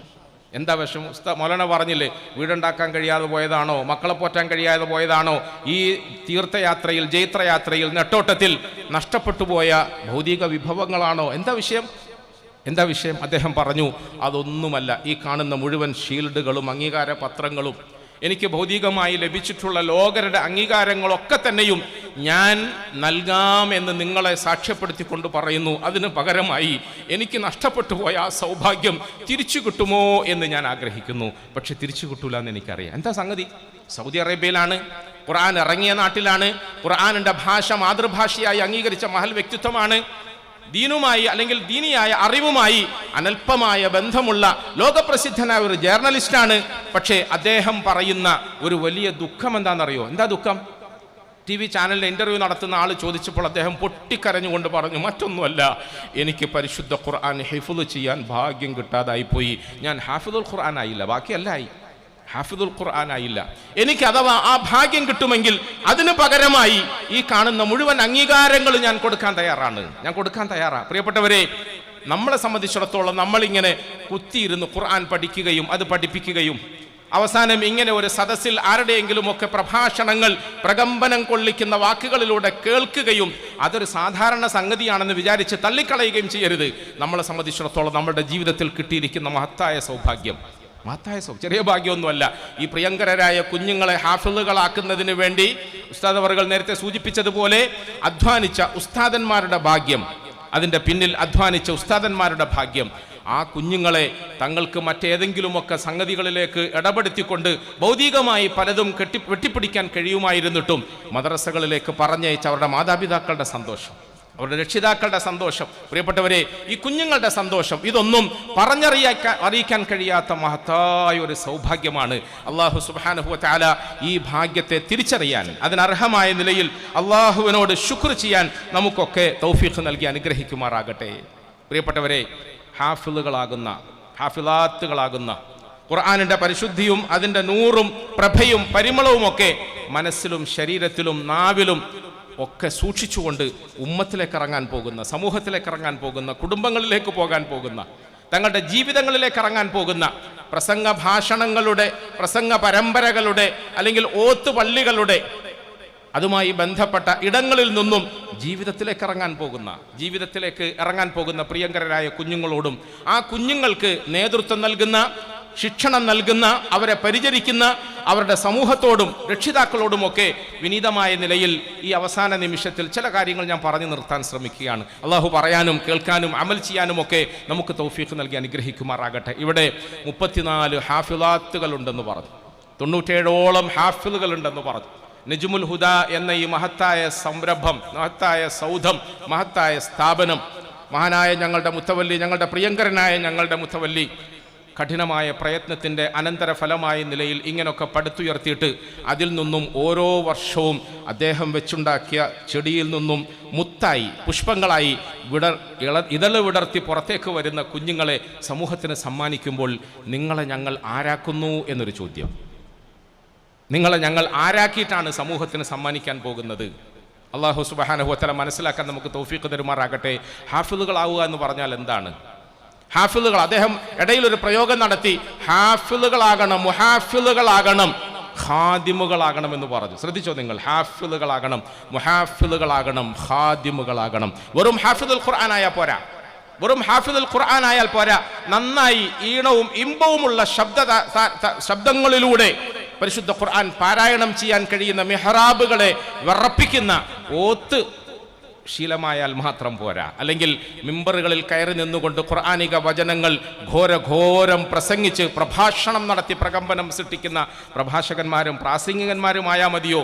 അങ്ങനെയുള്ള കേവലാർത്ഥത്തിൽ ഒരു ചില ആളുകളെ വാർത്തെടുത്ത് വളർത്തിയെടുത്ത് സമൂഹത്തിന് സമ്മാനിക്കുകയാണ് എന്ന് വിചാരിക്കരുത്. പ്രിയപ്പെട്ടവരെ, നമ്മൾ ഇവിടെ നിന്നും സമൂഹത്തിന് സമ്മാനിക്കുന്ന ഖുർആനിൻ്റെ അഹ്ലുകാരായി, അതിൻ്റെ വാഹകരായി, അതിൻ്റെ സൂക്ഷിപ്പുകാരായി, അതിൻ്റെ പ്രയോക്താക്കളായി, അതിൻ്റെ പ്രബോധകന്മാരായി, പ്രചാരകന്മാരായി സമൂഹത്തിന് സമ്മാനിക്കുന്ന ഈ കുഞ്ഞുങ്ങളെ സംബന്ധിച്ചിടത്തോളം ആദ്യമായി അവരുടെ ജീവിതം അടിമുടി ഖുർആൻ ആയി മാറണം, ഖുർആനാണ് എന്ന് ഉറപ്പുവരണം. ഞാൻ സാധാരണ പ്രസംഗിക്കുമ്പോൾ പറയാറുണ്ട്, പരിശുദ്ധ ഖുർആനിലെ ആദ്യത്തെ അധ്യായം സൂറത്തുൽ ഫാത്തിഹയാണ്. ഫാത്തിഹ ഒരു ആമുഖമാണ്, തുടക്കമാണ്, അതിൻ്റെ മുഖവുരയാണ്. അതുകൊണ്ട് ഫാത്തിഹയെ സംബന്ധിച്ചിട്ട് നമുക്ക് അധികം പറയാനില്ല. അതിനെക്കുറിച്ച് റസൂൽ സല്ലല്ലാഹു അലൈഹി വസല്ലമ തങ്ങൾ ഖുർആനിൻ്റെ ആകസാരം അതിൽ ഉൾക്കൊള്ളിച്ചിരിക്കുന്നു എന്ന് നമ്മളെ പഠിപ്പിച്ചിട്ടുണ്ട്. ഫാത്തിഹയ്ക്ക് ശേഷം ആദ്യമായി നമ്മൾ പിന്നീട് പാരായണം ചെയ്യുന്ന സൂറത്തുൽ ബഖറയാണ്. സൂറത്തുൽ ബഖറ, അലിഫ് ലാം മീം ദാലികൽ കിതാബ് لا ريب فيه هدى للمتقين. അല്ലാഹു അക്ബർ. അല്ലാഹു സുബ്ഹാനഹു വ തആല ആദ്യമായി പരിശുദ്ധ ഖുർആനിൽ ഫാത്തിഹയ്ക്ക് ശേഷം ഒരു അധ്യായം നമ്മൾ ഓതി പഠിപ്പിക്കുമ്പോൾ അതിന് സൂറത്തുൽ ബഖറ എന്നാണ് പേരിട്ടിരിക്കുന്നത്. ബഖറ എന്ന് പറഞ്ഞാൽ പശു എന്നാണ് അർത്ഥം. പശു. ആദ്യത്തെ അധ്യായം സൂറത്തുൽ ബഖറയാണെങ്കിൽ രണ്ടാമത്തെ അധ്യായം എന്താണ്? അലിഫ് ലാം മീം. الله لا إله إلا هو الحي القيوم نزل عليك الكتاب بالحق مصدقا لما بين يديه وأنزل التوراة والإنجيل. രണ്ടാമത്തെ അധ്യായം അല്ലെങ്കിൽ മൂന്നാമത്തെ അധ്യായം ആല ഇമ്രാൻ എന്നാണ് പേര്. ആല ഇമ്രാൻ, ഒരു കുടുംബം. ആദ്യത്തെ അധ്യായത്തിൽ 4 കാലിൽ നടക്കുന്ന മൃണ്ടാപ്രാണിയായ ബഖറ എന്ന പേരുകൊണ്ട് വിശേഷിപ്പിക്കപ്പെടുന്ന ഒരു പശുവിനെ പരിചയപ്പെടുത്തിക്കൊണ്ട് ആരംഭിക്കുമ്പോൾ രണ്ടാമത്തെ അധ്യായത്തിൽ പ്രിയപ്പെട്ടവരെ ഒരു കുടുംബത്തെ കുറിച്ചിട്ട് പറഞ്ഞു തുടങ്ങുന്നു പടച്ചവൻ. കുടുംബം അതാണ് ഇതിലെ പ്രമേയം, ഇതിലെ ഇതിവൃത്തം. ഇതിലൂടെ പടച്ചവൻ നമുക്ക് നൽകാൻ ഉദ്ദേശിക്കുന്ന സന്ദേശം കുടുംബമാണ് രണ്ടാമത്തെ സൂറത്ത്. മൂന്നാമത്തെ സൂറത്തോ സൂറത്തുൻ നിസാ എന്നാണ് പറയുന്നത്. ഇവിടെ ഹാഫിളാത്തുകൾക്ക് നമ്മൾ അനുമോദനം നൽകുകയാണ്, മെമ്മൻഡോ നൽകുകയാണ്, സർട്ടിഫിക്കറ്റ് നൽകുകയാണ്. ഇത് മലപ്പുറം ജില്ലയുടെ ഹൃദയഭാഗത്താണ് ഈ ശബ്ദം ഇപ്പോൾ മുഴങ്ങുന്നത്. നമ്മൾ ഈ സുന്ദരമായ സന്ധ്യയിൽ വിടർന്നു നിൽക്കുന്ന പുഷ്പങ്ങൾ സ്ത്രീ സമൂഹത്തിന് വലിയൊരു സംസ്കാരത്തിന്റെ സമ്മാനമായ നിലയിൽ നമ്മൾ എടുത്തു കാട്ടുകയാണ്. അത് നമ്മളൊക്കെ ആസ്വദിക്കുമ്പോൾ, ആഹ്ലാദിക്കുമ്പോൾ, അതിൽ നമ്മളൊക്കെ പങ്കാളികളാകുമ്പോൾ പരിശുദ്ധ ഖുർആനിന്റെ മൂന്നാമത്തെ അധ്യായം സൂറത്തുൻ നിസാ ആണ്. പെണ്ണിനെ കുറിച്ച് പറയുന്ന വചനമാണ്, പെണ്ണിനെ കുറിച്ച് പറയുന്ന അധ്യായമാണ്. പെണ്ണെന്ന് പറഞ്ഞാൽ നിന്റെ ഉമ്മയെ കുറിച്ചിട്ട്, നിന്റെ സഹോദരിയെ കുറിച്ചിട്ട്, നിന്റെ മകളെ കുറിച്ചിട്ട്, നിന്റെ ഭാര്യയെ കുറിച്ചിട്ട്, ഭാര്യയായി, ഉമ്മയായി, പെങ്ങളായി, സഹോദരിയായിട്ടൊക്കെ നിന്റെ ജീവിതത്തിലേക്ക് കടന്നു വരാൻ സാധ്യതയുള്ള ആളുകളെ കുറിച്ചിട്ട് നിന്നെ പഠിപ്പിക്കുകയാണ്. ആദ്യം 4 കാലിൽ നടക്കുന്ന അൽ ബഖറ എന്ന പശുവിനെ കുറിച്ച് പറഞ്ഞു തുടങ്ങിയിട്ട് ആല ഇമ്രാൻ എന്ന കുടുംബ ജീവിതത്തിലേക്ക് നമ്മളെ ഒക്കെ കൈപിടിച്ചാനയിച്ചിട്ട് അവിടെ നിന്നും പിന്നെ നമ്മുടെ ജീവിതത്തിന്റെ നല്ല പാതിയായി വരാൻ പോകുന്ന ഒരു പെണ്ണിനെ കുറിച്ച് നമ്മളെ പരിചയപ്പെടുത്തിയിട്ട് പ്രിയപ്പെട്ടവരെ അതിനുശേഷം നമ്മുടെ മുമ്പിൽ അവതരിപ്പിച്ചിട്ടുള്ള വിശുദ്ധ അധ്യായത്തെ പരിശോധിച്ചാൽ യാ അയ്യുഹല്ലദീന ആമനു ഔഫൂ ബിൽ ഉഖൂദ് يا أيها الذين آمنوا أوفوا بالعقود أحلت لكم بهيمة الأنعام. സൂറത്തുൽ മാഇദ എന്നാണ് അതിൻ്റെ പേര്. മാഇദ എന്ന് പറഞ്ഞാൽ നമ്മുടെ ഭാഷയിൽ സുപ്ര എന്നാണ്, തളിക എന്നാണ്. ഭക്ഷണത്തിനായി നമ്മൾ ഒരുക്കി വെച്ചിട്ടുള്ള തീന്മേശ എന്നാണ്. പ്രിയപ്പെട്ടവരെ, നമ്മളൊക്കെ സാധാരണഗതിയിൽ നേരത്തെ ഉസ്താദ് സൂചിപ്പിച്ചതുപോലെ ആകെ ജീവിക്കുന്നത് അന്നത്തിന് വേണ്ടിയിട്ടല്ലേ, ആകെ ജീവിക്കുന്നത് ആഹാരത്തിന് വേണ്ടിയല്ലേ, ആകെ ജീവിക്കുന്നത് ഭക്ഷണം സുഭിക്ഷമാകാൻ വേണ്ടിയല്ലേ. ആണുങ്ങളാകട്ടെ പെണ്ണുങ്ങളാകട്ടെ വീട്ടിന് പുറത്ത് അധ്വാനിക്കുന്ന ആണുങ്ങൾ എന്തിനു വേണ്ടി അധ്വാനിക്കുന്നു എന്ന് ചോദിച്ചാൽ അന്നം നന്നാക്കാൻ വേണ്ടിയിട്ടാണ്, ആഹാരം തേടാൻ വേണ്ടിയിട്ടാണ്. അടുക്കളയുടെ ഉള്ളിൽ രാപ്പകലില്ലാതെ കഷ്ടപ്പെടുന്ന പെണ്ണുങ്ങൾ എന്തിനു വേണ്ടി അധ്വാനിക്കുന്നു എന്ന് ചോദിച്ചാൽ ആണുങ്ങൾ കൊണ്ടുതരുന്ന സാധനങ്ങൾ നന്നായി കുക്ക് ചെയ്ത് മാക്ക് ചെയ്ത് അവർക്കൊക്കെ ഇഷ്ട ആഹാരമായി ഭക്ഷണ തളികയുടെ രൂപത്തിൽ തീന്മേശയിൽ കൊണ്ടെത്തിക്കാൻ വേണ്ടിയിട്ടല്ലേ? അഷ്റഫുൽ ഖൽക്കായ താഹ റസൂലിൻ്റെ മേൽ പടച്ചവൻ അവതരിപ്പിച്ച വിശുദ്ധ ഖുർആനിൻ്റെ 4-ാമത്തെ അധ്യായം പരിശോധിച്ചാൽ പടച്ചവൻ പറയുന്നത് മാഇദ എന്ന ഒരു അധ്യായത്തെയാണ്. മാഇദ അതിൻ്റെ ആരംഭവാക്കിൽ എന്താ അള്ളാഹു പറഞ്ഞത്? യാ അയ്യുഹല്ലദീന ആമനൂ ഔഫൂ ബിൽ ഉഖൂദ്. യാ അയ്യുഹല്ലദീന ആമനൂ, ഹേ സത്യവിശ്വാസികളെ. അതുവരെയും ആരംഭത്തിൽ അൽഹംദുലില്ലാഹി റബ്ബിൽ ആലമീൻ എന്ന് തുടങ്ങി, അലിഫ് ലാം മീം ദാലിക്കൽ കിതാബ് എന്ന് തുടങ്ങി, അലിഫ് ലാം മീം അല്ലാഹു ലാ ഇലാഹ ഇല്ലാ ഹുവൽ ഹയ്യുൽ ഖയ്യൂം എന്ന് തുടങ്ങി. മനുഷ്യനെ മനുഷ്യനാക്കാൻ 4 കാലിൽ നടന്നിരുന്നവനെ അന്നാസാക്കാനുള്ള ശ്രമം നടത്തി. ആ അന്നാസിനെ കുടുംബജീവിതത്തിലേക്ക് കൈപിടിച്ചാനയിച്ചു. കുടുംബജീവിതത്തിൽ വളരെ പ്രധാനപ്പെട്ട പങ്കാളിയായ പെണ്ണിന്റെ ബാധ്യതകളെയും ഉത്തരവാദിത്വങ്ങളെയും അവനെ ഉണർത്തി. അവസാനം അവനെ ഒരു തീന്മേശയുടെ മുമ്പിൽ ഒരുമിച്ചിരുത്താൻ ശ്രമിച്ചപ്പോൾ അതിൽ അല്ലാഹു സുബ്ഹാനഹു വ തആല ആരംഭം കുറിച്ച വിശുദ്ധ വാക്യത്തിലാണ് യാ അയ്യുഹല്ലദീന ആമനൂ എന്ന് വിളിച്ചത്. അറിയോ നിങ്ങൾ? അതിനു മുമ്പുള്ള അധ്യായങ്ങളൊന്നും തുടങ്ങിയപ്പോൾ യാ അയ്യുഹല്ലദീന ആമനൂ എന്ന് വിളിച്ചില്ല. ആദ്യത്തെ ഇത്രയും അധ്യായത്തിൻ്റെ വിശുദ്ധ വരികളൊക്കെ പഠിച്ച് മനസ്സിലാക്കി ജീവിതത്തിൽ പ്രാവർത്തികമാക്കാൻ ഒരു മനുഷ്യന് സാധിക്കുമ്പോഴാണ് അവൻ ആമനൂ ആകുന്നത്, വിശ്വാസിയാകുന്നത്. ആമനൂ എന്ന് പറയുന്ന എൻ്റെ പ്രിയപ്പെട്ട അടിമകളെ, എൻ്റെ പ്രിയപ്പെട്ട അടിമകളെ, എൻ്റെ പ്രിയപ്പെട്ട അടിമകളെ, നിങ്ങളോട് എനിക്ക് ആദ്യമായി പറയാനുള്ളത് എന്താണെന്ന് അറിയുമോ? നിങ്ങൾ തഹജ്ജുദ് നിസ്കരിക്കണമെന്നല്ല, നിങ്ങൾ നീളക്കുപ്പായം അണിയണമെന്നല്ല, നിങ്ങൾ താടി വീട്ടി വളർത്തണമെന്നല്ല, നിങ്ങൾ സുന്നത്തായ നടപടിക്രമങ്ങളൊക്കെ അനുഷ്ഠിക്കണമെന്നല്ല, അതൊക്കെ വേണ്ടെന്നല്ല, അതൊക്കെ വേണം. എനിക്ക് നിങ്ങളോട് പറയാനുള്ളത് ഇന്നു മുതൽ ഈ 3 അധ്യായത്തിൻ്റെയും ഇതിവൃത്തത്തെ ജീവിതത്തിലേക്ക് പ്രാവർത്തികമാക്കിയെടുത്ത് ഒരു നല്ല മനുഷ്യനായ നിലയിൽ സമൂഹത്തിന്റെ മുമ്പിലേക്ക് പ്രത്യക്ഷപ്പെടാൻ പോകുന്ന, ഇറങ്ങിച്ചെല്ലാൻ പോകുന്ന നീ ഒരു വിശ്വാസിയാണെങ്കിൽ ഔഫൂ ബിൽ ഉഖൂദ്, ഔഫൂ ബിൽ ഉഖൂദ്, നീ വാക്ക് പാലിക്കണം കേട്ടോ, വർത്താനം നന്നാക്കണം കേട്ടോ, ജനങ്ങളുമായുള്ള നിന്റെ ബന്ധം നന്നാക്കണം, ജനങ്ങളുമായി എന്തെങ്കിലും കരാറുകളോ മറ്റോ നടത്തിയിട്ടുണ്ടെങ്കിൽ അതൊക്കെ പൂർത്തീകരിക്കണം. ഇന്ന് സമൂഹത്തിൽ മുസ്ലിം ഉമ്മത്ത് അങ്ങേയറ്റം ആക്ഷേപിക്കപ്പെടുന്നത് ഈ ഒരു വിഷയത്തിലല്ലേ പ്രിയപ്പെട്ടവരെ? നമ്മളുമായി സംസാരിക്കുന്ന കച്ചവടാദി കാര്യങ്ങളിലൊക്കെ എവിടെയെങ്കിലുമൊക്കെ ഇടപെടലുകൾ നടത്തേണ്ടി വരുമ്പോഴൊക്കെ ആളുകൾ പറയാറുള്ളത് മാപ്പിളാരുമായിട്ട് ഇടപെടാൻ കൊള്ളൂല, പിന്നെയും നല്ലത് അവനാണ് ഇവനാണ്. ഞാൻ പൊതു സദസ്സായതുകൊണ്ട് പറയാത്തത്, അവനാണ് ഇവനാണ്, മാപ്പിളാരുമായിട്ട് ബന്ധപ്പെടാൻ കൊള്ളൂല. എന്താ? അവൻ വാക്ക് പറഞ്ഞാൽ പാലിക്കൂല, വാദ ചെയ്താൽ പൂർത്തീകരിക്കുകയില്ല, ഹക്കുകൾ അനർഹമായ നിലയിൽ പിടിച്ചു വച്ചു. പ്രിയപ്പെട്ടവരെ, ഞാൻ പറഞ്ഞു പോരുന്നത് പരിശുദ്ധ ഖുർആൻ പഠിച്ച് പാസ്സായി സമൂഹത്തിലേക്ക് ഇറങ്ങിച്ചെല്ലാൻ ശ്രമിക്കുന്ന നമ്മളെ സംബന്ധിച്ചിടത്തോളം നമ്മുടെ പ്രഭാഷണമല്ല, നമ്മുടെ ഖുതുബയല്ല, മിഹ്റാബിലെ നമ്മുടെ ദീർഘമായ ഓതിയുള്ള ഇമാമത്ത് നിസ്കാരമല്ല, നമ്മുടെ തഹജ്ജുദല്ല, നമ്മളുടെ മറ്റുള്ള ആത്മീയ ആചാരങ്ങളോ അനുഷ്ഠാനങ്ങളോ അല്ല, ജനങ്ങളുമായുള്ള നമ്മളുടെ ഭൗതിക ബന്ധത്തിൽ നമ്മൾ പുലർത്തേണ്ട വാക്ക് പാലിക്കൽ, സത്യസന്ധത, ജനങ്ങളുമായുള്ള നമ്മളുടെ സംസാരത്തിൽ സൂക്ഷ്മത പുലർത്തുക, ജനങ്ങളുമായുള്ള നമ്മളുടെ ബന്ധത്തിൽ ആരെയും ഉപദ്രവിക്കാതിരിക്കുക, ഈ തരത്തിൽ ഞാനൊരു നല്ല മനുഷ്യക്കുഞ്ഞായി സമൂഹത്തോട് ഇടപെടണം. അതുകൊണ്ടാണ് സൂറത്തുൽ മാഇദയിലൂടെ അള്ളാഹു വിശ്വാസികളെ എന്ന് വിളിച്ചുകൊണ്ട് ഈ വിശുദ്ധ പ്രമാണത്തെ നമ്മളുടെ മുമ്പിൽ പരിചയപ്പെടുത്തിയത്. ഞാൻ ചുരുക്കി പറയട്ടെ, സമയം കൂടുതലാണ്, ഞാനിങ്ങനെ കൂടെ നോക്കുകയാണ്. എല്ലാവർക്കും എന്നെക്കുറിച്ചുള്ള വമ്പൻ പരാതി. ഞാൻ പ്രസംഗിക്കാൻ വേണ്ടി വിളിക്കുമ്പോൾ നമ്മൾ സാധാരണ പറയുന്നത് പോലെ വരാൻ വേണ്ടി യാസീൻ ഓതി ഇനി ഒന്ന് ഇറങ്ങിപ്പോകാൻ വേണ്ടിയിട്ട് കത്ത് ഓതേണ്ടി വരുമല്ലോ എന്നാണ് സാധാരണ എന്നെക്കുറിച്ച് പറയാറുള്ളത്. തള്ളിക്കയറ്റി പ്രസംഗിക്കാൻ നിർത്തിക്കഴിഞ്ഞാൽ പിന്നെ ലോകം മറന്ന് പിന്നെ ആളുകളെ ഒന്നും ശ്രദ്ധിക്കാതെ അങ്ങ് വലിച്ചു നീട്ടുമെന്നാണ്. അതുകൊണ്ട് കത്തം ഓതേണ്ട ഗതികേടൊന്നും വരാതെ സമയത്ത് തന്നെ നിർത്തണമെന്ന് എനിക്ക് നിർബന്ധ ബുദ്ധിയുണ്ട്. അള്ളാഹു എനിക്ക് നിങ്ങൾക്ക് തൗഫീഖ് തരുമാറാകട്ടെ. ഞാൻ ഇന്ന് ഉച്ചയ്ക്ക് ഒരു വലിയ സദസ്സിനെ സംബോധന ചെയ്തുകൊണ്ട് പ്രസംഗിച്ചു. എന്നോട് അവർ 1 മണിക്കൂറേ പ്രസംഗിക്കണം എന്ന്, 1 മണിക്കൂർ പ്രസംഗിക്കണമെന്ന് പറഞ്ഞു. ഞാൻ കൃത്യമായ നിലയിൽ പതിവില്ലാതെ ഇതിങ്ങനെ ഇടക്കിടക്കിടയ്ക്ക് നോക്കി കൃത്യമായ നില 12:30 നിർത്തണമെന്ന് പറഞ്ഞു. 12:28 ഞാൻ നിർത്തി. വാഖിറു ദഅവാന അൽഹംദുലില്ലാഹി. ആളുകൾ പറഞ്ഞു അത്ഭുതമാണ്.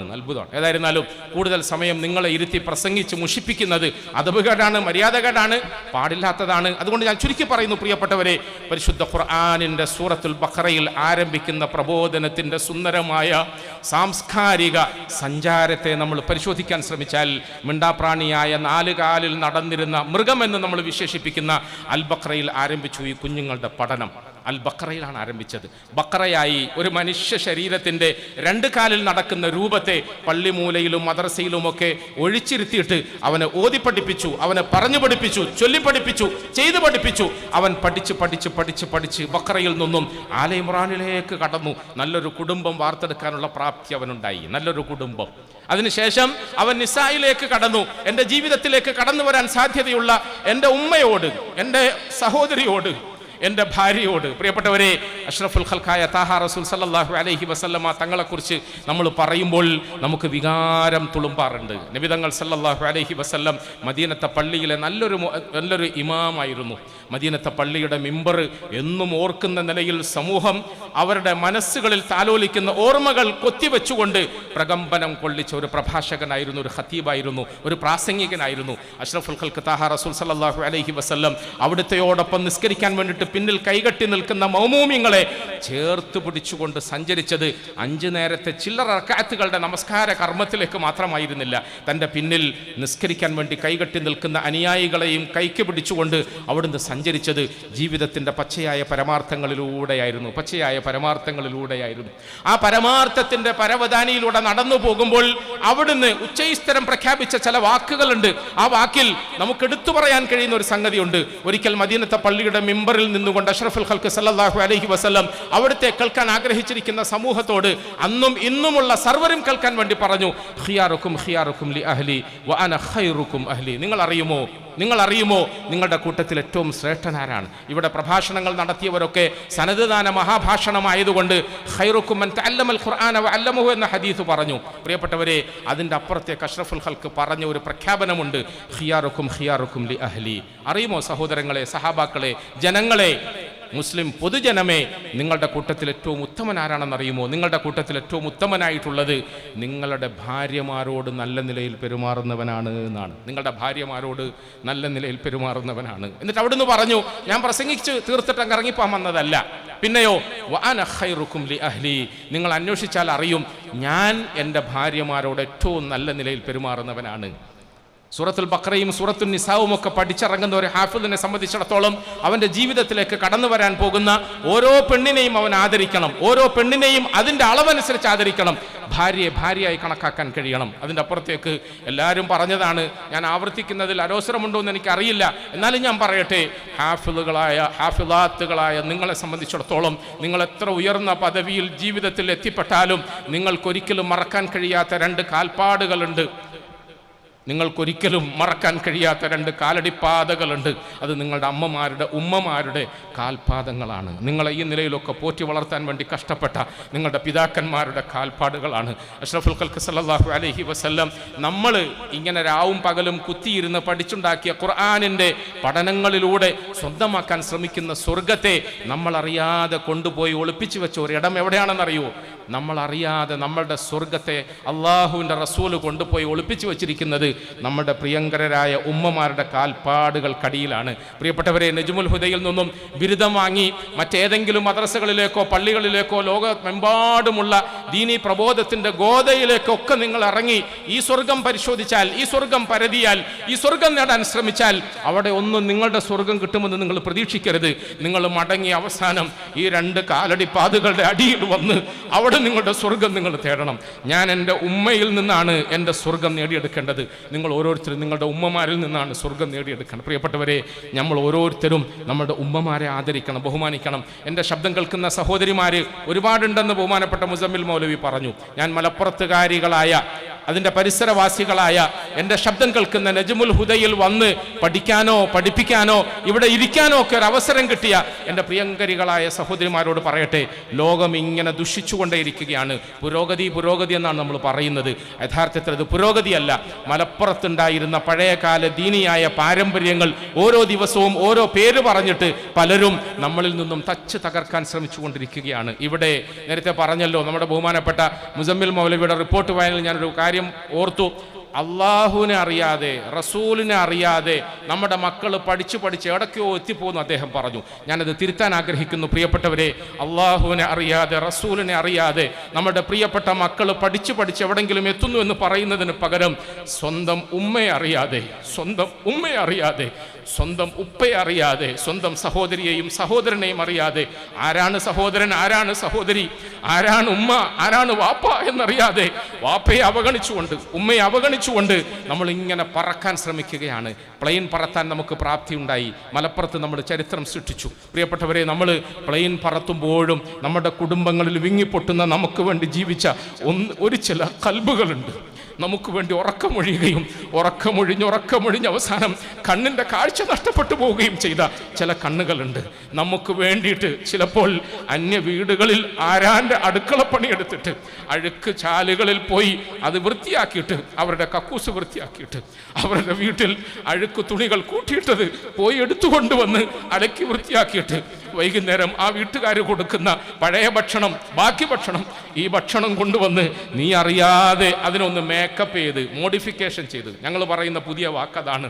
ഇന്നലത്തെയും മെനഞ്ഞാന്നത്തെയും ഒക്കെ ആഹാര സാധനങ്ങൾ കളയണ്ടെന്ന് വിചാരിച്ച് നമ്മൾ എടുത്തു വെക്കും.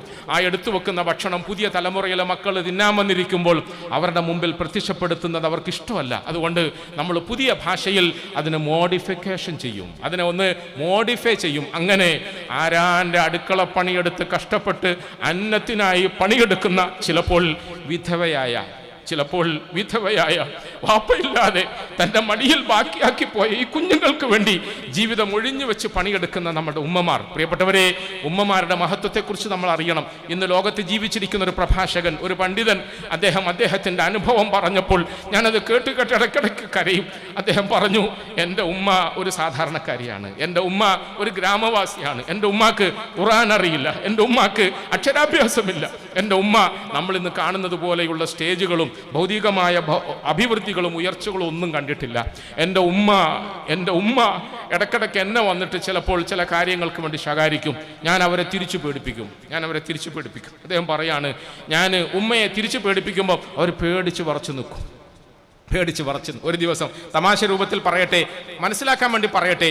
ഒരു ദിവസം ഞാൻ വീട്ടിലേക്ക് വന്നപ്പോൾ എൻ്റെ ഉമ്മ തലവേദന സഹിക്കവയ്യാതെ ഇങ്ങനെ ഇരിക്കുകയാണ്. തലവേദന കൊണ്ട് പൊളയുന്ന ഉമ്മയുടെ അരികിൽ വന്നിട്ട് എന്തു പറ്റി? അപ്പോൾ പറഞ്ഞു, മോനെ സഹിക്കാൻ കഴിയുന്നില്ല, ഭയങ്കര തലവേദന, ഞാൻ ഗുളിക കഴിച്ചിട്ടും വേദന മാറിയില്ല. എന്നിട്ട് ആ ഉമ്മ പറഞ്ഞടാ, നീ നാട്ടിലുള്ള എല്ലാവരെയും മന്ത്രിച്ചൂതുന്നു, എല്ലാവർക്കും ഓതി ഊതുന്നു, എല്ലാവർക്കും ഷിഫയാവുന്നു, എൻ്റെ ഉമ്മയായ എനിക്ക് അങ്ങനൊന്നും നീ ചെയ്തു തന്നില്ലല്ലോ എന്ന് പറഞ്ഞു. എനിക്കൊന്നും ചെയ്തു തരുന്നില്ലല്ലോ എൻ്റെ വേദനയ്ക്ക് വേണ്ടി. അപ്പം ഞാൻ എൻ്റെ ഉമ്മയോട് പറഞ്ഞു, അതിന് നിങ്ങൾക്ക് എന്നിൽ വിശ്വാസം ഉണ്ടാകണ്ടേ, നാട്ടുകാരെന്നെ വിശ്വസിക്കുന്നു. ശരിയാണ്, നമ്മൾ നേരത്തെ പറഞ്ഞ നമ്മുടെ ഭാര്യമാർക്ക് നമ്മളെക്കുറിച്ച് വിശ്വാസമൊന്നുമില്ല. ചില ഭാര്യമാർ അവർക്കുണ്ടാകുന്ന വേദനയും വിഷമവും ഒക്കെ ഉണ്ടാകുമ്പോൾ ഒരു ഗ്ലാസ് വെള്ളം എടുത്തിട്ട്, അല്ലെങ്കിൽ ഒരു കുപ്പി വെള്ളം എടുത്തിട്ട് നമ്മളെ ഏൽപ്പിച്ചിട്ട് പറയും, നാട്ടിലെ ഏതെങ്കിലും നല്ലൊരു ഉസ്താദിനെ കൊണ്ട് ഇതിനകത്തൊന്ന് ഓതി ഊതിക്കണേ എന്ന് പറയാ. നാട്ടുകാരൊക്കെ ഇങ്ങനെ ക്യൂ നിന്നിട്ട് എന്നെ കൊണ്ട് ഓതി ഊതിപ്പിക്കാൻ കാത്തു നിൽക്കുമ്പോൾ എന്നോടൊപ്പം അന്തി ഉറങ്ങുന്ന ഭാര്യ, അവൾ എന്നോട് പറയുന്നത്, ഈ ഒരു കുപ്പി വെള്ളം നാട്ടിലെ ഏതെങ്കിലും ഒരു നല്ല ഉസ്താദിനെ കൊണ്ട് ഓതി ഊതിപ്പിക്കണമെന്നാണ്. അതിൻ്റെ അർത്ഥം എന്താ പ്രിയപ്പെട്ടവരെ? എന്താ അതിൻ്റെ അർത്ഥം? നമ്മൾ ആരും കേൾക്കാതെ രഹസ്യമായി മൈക്കിലൂടെ പറഞ്ഞാൽ ഓക്കെന്നെ വിശ്വാസം ഇല്ല എന്നാണ് അതിൻ്റെ അർത്ഥം. ഓക്കെന്നെ വിശ്വാസമില്ല, എന്നെ അറിയുന്നത് അവളാണ്, എൻ്റെ സ്വഭാവം അറിയുന്നത് അവളാണ് എന്ന് പറഞ്ഞതുപോലെ, ഉമ്മ ഞാൻ ഓതി ഊതിയാൽ സുഖപ്പെടുമെന്ന് നിങ്ങൾക്ക് വിശ്വാസം ഉണ്ടെങ്കിലല്ലേ ഞാൻ നിങ്ങൾക്ക് ഓതി ഊതി തരികയുള്ളൂ, എന്നിട്ടല്ലേ ഓതി ഊട്ടിയിട്ട് കാര്യമുള്ളൂ.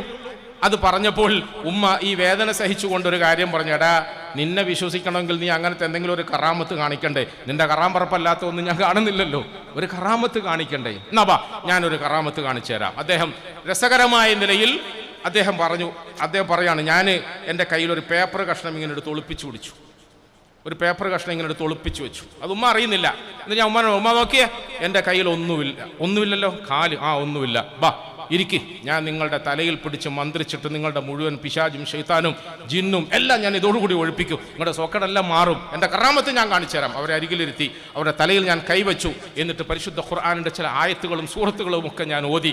അല്ലാഹുമ്മ റബ്ബന്നാ സദിഹി ബിൽ ബസ് ഫശ്ഫി അൻത ഷാഫി ലാ ഷിഫ ഇല്ലാ ഷിഫാഉ എന്ന് ഞാൻ ഷി എന്ന് പറയുമ്പോൾ ഓരോ ഷീനിലും ഞാൻ അവരുടെ തലയിൽ അമർത്തി ഞെക്കി. എന്നിട്ട് കുറച്ച് എല്ലാം പോയി, സുഖമായി, ഇനി ഒന്നും ബേജാറാകണ്ട. ഞാൻ അവരോട് പറഞ്ഞു, ദാ ഇപ്പൊ നോക്കെൻ്റെ കയ്യിൽ ഒരു പേപ്പർ കഷ്ണോ, ഇതെവിടെ നിന്ന് കിട്ടി? ഉമ്മ, നിങ്ങളറിയോ, നമ്മുടെ കുടുംബത്തിൽപ്പെട്ട എൻ്റെ ഉപ്പാൻ്റെ ബന്ധത്തിൽപ്പെട്ട അവർ നിങ്ങൾക്കെതിരെ ചെയ്തു വെച്ച സിഹറാണ്. ആ സിഹറാ നിങ്ങളെ കൊണ്ട് ഇത്രയും നേരം വേദന അനുഭവിപ്പിച്ചത്. ഞാൻ എൻ്റെ മന്ത്രം കൊണ്ട് ആ സിഹൃത പൊട്ടിച്ചെടുത്ത് കളഞ്ഞിരുന്നു. ഇന്ന് വേദന ഒന്നും ഉണ്ടോ? ശരിയാ മോനെ, തലവേദന മാറി, വിഷമം മാറി, സുഖമായി. കണ്ടോ? ഇനി എൻ്റെ കറാമത്ത് നിങ്ങൾക്ക് വിശ്വസിച്ചൂടെ? പ്രിയപ്പെട്ടവരെ, അത് പറയാനല്ല ഞാൻ ഉദ്ദേശിച്ചത്. അദ്ദേഹം പറയാണ്, ഒരു ദിവസം എൻ്റെ ഉമ്മ എന്നോട് കോപത്തോടു കൂടി ചില കാര്യങ്ങൾ സംസാരിച്ചു, ദേഷ്യത്തോടു കൂടി സംസാരിച്ചു. ദേഷ്യപ്പെട്ട് സംസാരിച്ചപ്പോൾ ഞാൻ ഉമ്മാനോട് പറഞ്ഞു, ദേഷ്യമല്ലേ, മിണ്ടൂല അല്ലേ, ഞാനുമായിട്ട് പണക്കത്തിലല്ലേ, പോട്ടെ, സാരമില്ല, ഇതൊരു ബുക്കാണ്. ഈ ബുക്കിൽ ഹാഫിളായ ഞാൻ നാളെ മഹ്ശറയിൽ ശുപാർശ ചെയ്ത് സ്വർഗത്തിൽ കയറ്റുന്ന ചില ആളുകളുടെ പേര് രഹസ്യമായിട്ട് എഴുതി വെച്ചിട്ടുണ്ട്.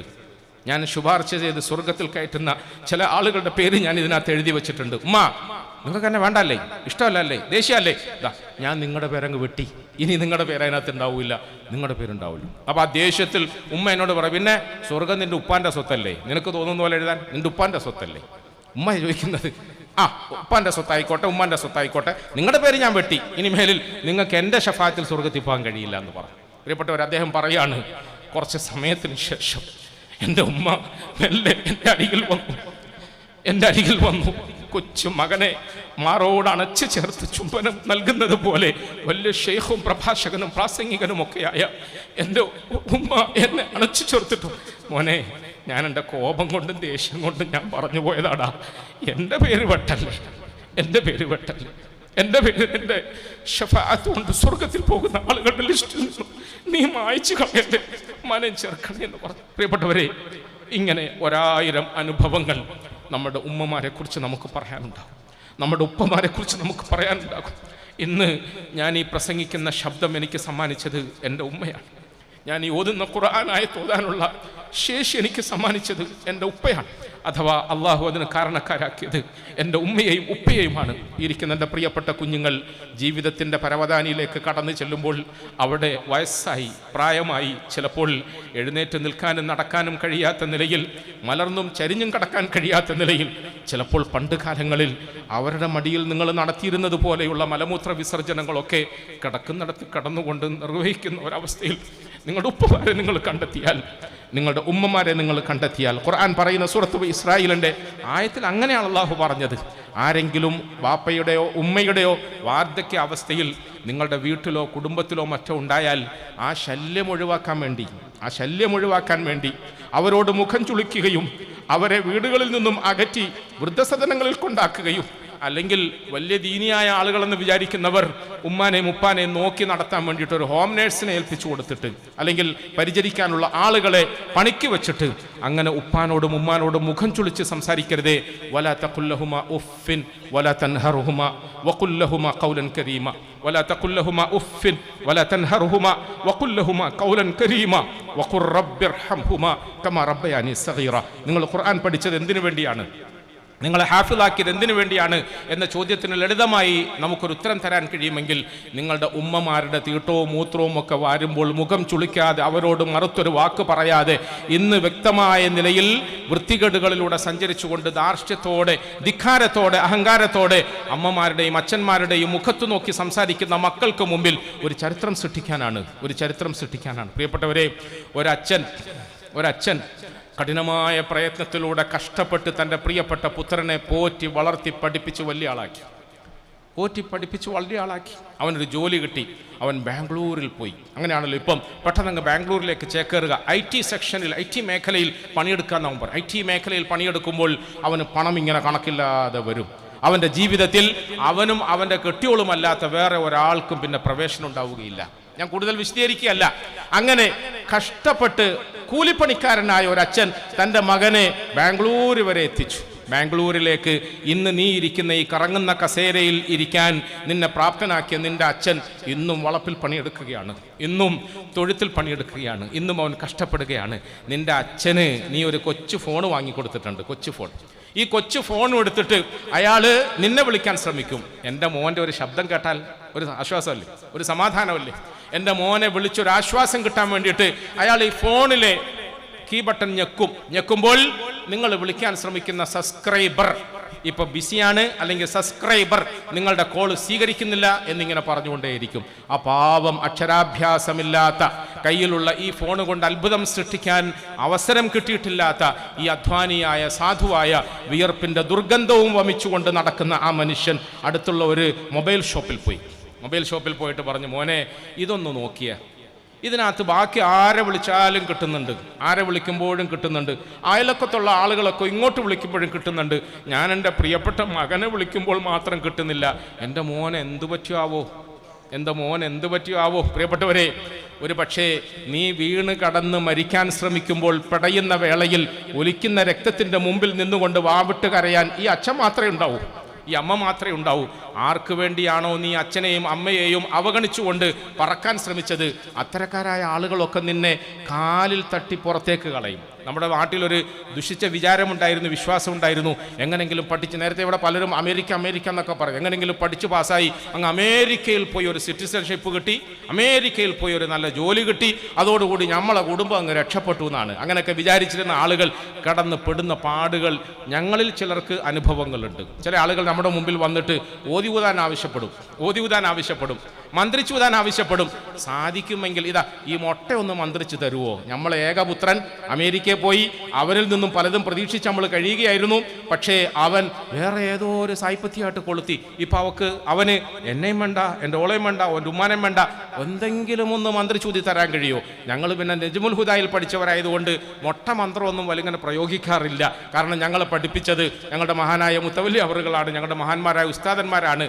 എന്നാലും പ്രിയപ്പെട്ടവരെ, ചിലപ്പോൾ ഈ സമുദായത്തിൻ്റെ വിവരക്കേടുകൾക്ക് മുമ്പിൽ പിടിച്ചു നിൽക്കണമെങ്കിൽ ചെറിയ മൊട്ടപ്രയോഗങ്ങളൊക്കെ നടത്തേണ്ടി വരും. എൻ്റെ മുമ്പിൽ നിൽക്കുന്ന ഈ കൊച്ചു കുഞ്ഞുങ്ങളെ സാക്ഷ്യപ്പെടുത്തിക്കൊണ്ട് ഞാൻ അനുഭവങ്ങളൊന്നും പറയുന്നില്ല.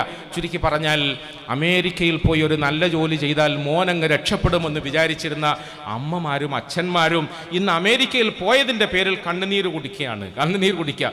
1000 അനുഭവങ്ങൾ എനിക്ക് നിങ്ങളുടെ മുമ്പിൽ സാക്ഷ്യപ്പെടുത്തി പറയാൻ കഴിയും. കൂടുതൽ വിശദീകരിക്കേണ്ടതില്ലല്ലോ, പറയേണ്ടതില്ലല്ലോ പ്രിയപ്പെട്ടവരെ. അതിൻ്റെയൊക്കെ അപ്പുറത്തേക്ക് നമ്മുടെ രാജ്യത്തെ ഭരിച്ചുകൊണ്ടിരിക്കുന്ന മഹാരഥന്മാരെന്ന് പറയുന്ന മണ്ട ശിരോമണികൾ അവരിന്ന് വിരൽ കടിച്ചു തുപ്പാൻ ശ്രമിക്കുകയാണ്. അമേരിക്കയിൽ നിന്നും പുതിയ ഒരു ഭരണാധികാരി രംഗത്ത് വന്നപ്പോൾ സൈനിക വിമാനത്തിൽ സീറ്റ് പോലും ഇല്ലാതെ 40 മണിക്കൂർ ദീർഘമായ നിലയിൽ സഞ്ചരിച്ച് നാട്ടിലേക്ക് കയ്യും കാലും ചെങ്ങലയിൽ ബന്ധിച്ചുകൊണ്ട് മടക്കി അയക്കുകയാണ്. ആരെയാ മടക്കി അയക്കുന്നത്? ഇന്ത്യൻ പൗരന്മാരെ അല്ല. ഇന്ത്യയിൽ വൃത്തികെട്ട ചില ചിന്തകൾ മനസ്സിൽ സൂക്ഷിച്ചുകൊണ്ട് ഇവിടെ ഉണ്ടായിരുന്ന സോഴ്സുകൾ ഉപയോഗപ്പെടുത്തി രാജ്യത്തിൻ്റെയും സമൂഹത്തിൻ്റെയും നന്മയ്ക്ക് വേണ്ടി തൻ്റെ വിദ്യയെ ഉപയോഗപ്പെടുത്തുന്നതിന് പകരം തനിക്ക് കിട്ടിയ വിദ്യയുമായി ആരും അറിയാതെ അങ്ങ് കടന്നു അമേരിക്കയിൽ പോയി അവിടെ സുഖജീവിതം നയിച്ച് അവിടെ കല്യാണം കഴിക്കണം, അവിടെ ഒരു കുഞ്ഞുണ്ടാകണം. കാരണം അവിടെ ബൈ ബർത്ത് സിറ്റിസൺഷിപ്പ് കിട്ടും. അവിടെ കുഞ്ഞുണ്ടായാൽ അണ്ടനും അടകോടനും ചെമ്മാനും ചെരുപ്പൂത്തിയും നമ്മുടെ നാട്ടിലെ അധസ്ഥിതനും പട്ടികജാതി പട്ടികവർഗവും ഒക്കെ ആയിപ്പോവും. അവിടെ പോയാൽ പട്ടിയെ പോച്ചിട്ടാണെങ്കിലും നമ്മൾ സായിപ്പിൻ്റെ കുഞ്ഞാകും, നമ്മൾ അമേരിക്കൻ സിറ്റിസൺഷിപ്പ് ആക്കും. അങ്ങനെ വിചാരിച്ചു പോയവരൊക്കെ 40 മണിക്കൂർ നീളം യാത്ര ചെയ്തിട്ട് തങ്ങളുടെ സ്വപ്നങ്ങളെ തലയിൽ കെട്ടിവെച്ചു കൊടുത്തുകൊണ്ട് ചെങ്ങലയിൽ ബന്ധിപ്പിച്ച് മടക്കി അയക്കുകയാണ്. നമ്മുടെ രാജ്യത്തിൻ്റെ അധിപന്മാർ സോട്ടും കൂട്ടും ഒക്കെ ഇട്ടുകൊണ്ട് ഇങ്ങനെ ചിരിക്കുകയാണ്, ഒന്നും തിരിയാത്ത മണ്ടന്മാർ. ഞാൻ സാധാരണ പറയാറുണ്ട്, മൂസ അലൈഹിസ്സലാത്തു വസ്സലാം ഒരിക്കൽ പടച്ചവനോട് ചോദിച്ചു, പടച്ചവനെ, നിനക്ക് എന്നോട് സ്നേഹമുണ്ടെന്ന് ഞാൻ എങ്ങനെ അറിയും? നിനക്ക് എന്നോട് കോപമുണ്ടെന്ന് ഞാൻ എങ്ങനെ അറിയും? മൂസ അലൈഹിസ്സലാമിന് പടച്ചവൻ ഒരു ടിപ്പ് പറഞ്ഞു കൊടുത്തു. എന്താ പറഞ്ഞത്? മൂസ അലൈഹിസ്സലാമിനോട് പറഞ്ഞു, എനിക്ക് നിന്നോട് കോപമുണ്ടായാൽ, എൻ്റെ അടിമകളോട് കോപമുണ്ടായാൽ കാലാവസ്ഥയിൽ വ്യതിയാനങ്ങൾ ഉണ്ടാകും. സമയമല്ലാത്ത സമയത്ത് മഴ പെയ്യും, സമയമല്ലാത്ത സമയത്ത് തണുപ്പ് കൂടും, സമയമല്ലാത്ത സമയത്ത് ചൂട് കൂടും, കാലാവസ്ഥയിൽ വ്യതിയാനമുണ്ടാകും. അതോടൊപ്പം മൂന്നാമതായി അള്ളാഹു മൂസ അലൈഹിസ്സലാമിക്ക് പറഞ്ഞു കൊടുത്തത്, മണ്ട ശിരോമണികളെ നിങ്ങളുടെ ഭരണാധികാരികളാക്കുമെന്ന് അള്ളാഹു പറഞ്ഞു എന്ന് നമ്മൾ കേട്ടിട്ടുണ്ട്. മണ്ട ശിരോമണികൾ, കോണാങ്കട്ടികൾ, അവരൊക്കെ നമ്മളുടെ ഭരണാധികാരികളായി മാറുക, അവരുടെ ഇടയിൽ അവർക്ക് കീഴിൽ ഭരണീയരായി ജീവിക്കാൻ വിധിക്കപ്പെടുക എന്ന് പറയുന്ന വലിയ ഭാഗ്യദോഷമുണ്ടല്ലോ പ്രിയപ്പെട്ടവരെ. ഞാൻ പറഞ്ഞു വന്നത്, അമേരിക്കയിൽ പോയി ജീവിക്കുന്ന, ബാംഗ്ലൂരിൽ പോയി ജീവിക്കുന്ന ഏതെങ്കിലും ഒരു മകന്റെ ഭാവിയെ കുറിച്ചിട്ട് വെപ്രാളത്തോടുകൂടി നാട്ടിലിരുന്നു കൊണ്ട് ചിന്തിക്കുന്ന ഈ അച്ഛൻ, അമ്മ, വാപ്പ, ഉമ്മ, വാപ്പാക്കും ഉമ്മാക്കും വരുമാനം കുറഞ്ഞതിൻ്റെ പേരിലുള്ള ദുഃഖമല്ല പ്രിയപ്പെട്ടവരെ. എൻ്റെ മോൻ എന്ത് സംഭവിച്ചു? ഈ സാധുവായ മനുഷ്യൻ ഒരു മൊബൈൽ ഷോപ്പിൽ വന്നിട്ട്, മോനെ, ഞാൻ ഓനെ വിളിച്ചാൽ മാത്രം കിട്ടുന്നില്ല, ഒന്ന് നോക്കാവോ, ഒന്ന് പരിശോധിക്കാവോ, എന്താ കേട് എന്ന് നോക്കാമോ?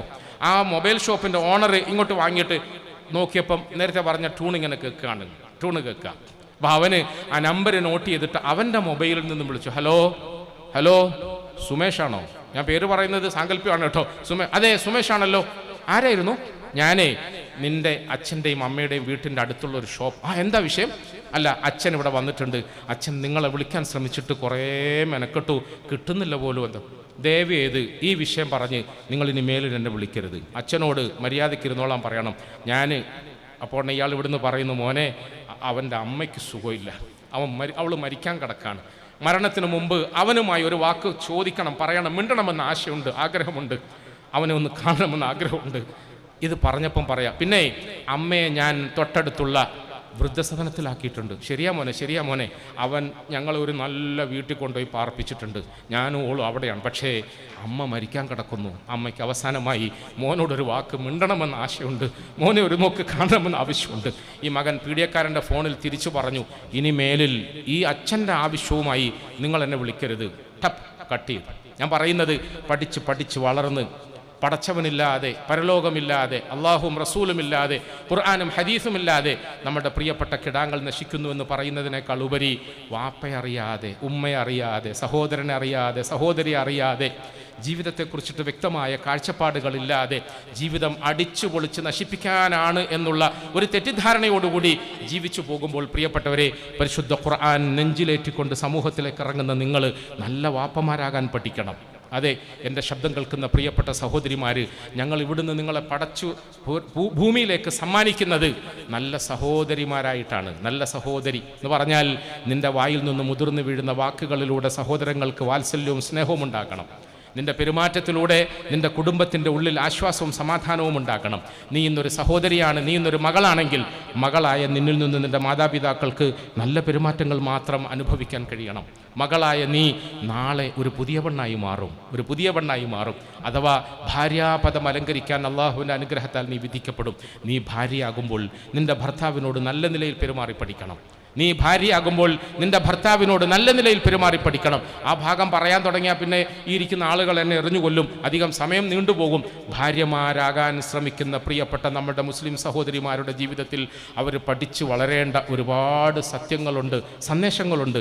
നല്ല ഭാര്യമാരാകാൻ ശ്രമിക്കണം. അഥവാ നീ ഇന്ന് നല്ല സഹോദരിയും, നീ ഇന്ന് നല്ല മകളും, നീ നാളെ നല്ല ഭാര്യയുമായി മാറിയാൽ നാളേക്ക് ശേഷം നീ ഒരു നല്ല അമ്മയാകും, നല്ല ഉമ്മയാകും. നിൻ്റെ മടിയിൽ പിറന്നു വീഴുന്ന കുഞ്ഞുങ്ങൾക്ക് നീ അമ്മിഞ്ഞ നൽകുമ്പോൾ നീ ഇവിടുന്ന് പഠിച്ചു പാസ്സായ ആ പരിശുദ്ധ ഖുർആനിൻ്റെ ലീലകൾ, അതിൻ്റെ പുണ്യമായ വാക്കുകൾ, അതിൻ്റെ പുണ്യമായ വരികൾ ഓതിക്കൊണ്ട് നീ അമ്മിഞ്ഞ നൽകണം. നീ പാല് കൊടുക്കണം. നിൻ്റെ മാറിൽ നിന്നും ചോർത്തി എടുത്ത് കുടിച്ചു വളരുന്ന ആ കുഞ്ഞ് വെറും പാല് മാത്രമല്ല, പാലിനോടൊപ്പം പാലിനേക്കാളും മാധുര്യമേറിയ നിൻ്റെ മനസ്സിൽ നിന്നും പകർന്നു നൽകപ്പെടുന്ന സംസ്കാരവും സ്വഭാവശുദ്ധിയും ഖുർആനിൻ്റെ നൂറും വെളിച്ചവും ആ കുഞ്ഞുങ്ങൾ ആവാഹിച്ചെടുക്കണം.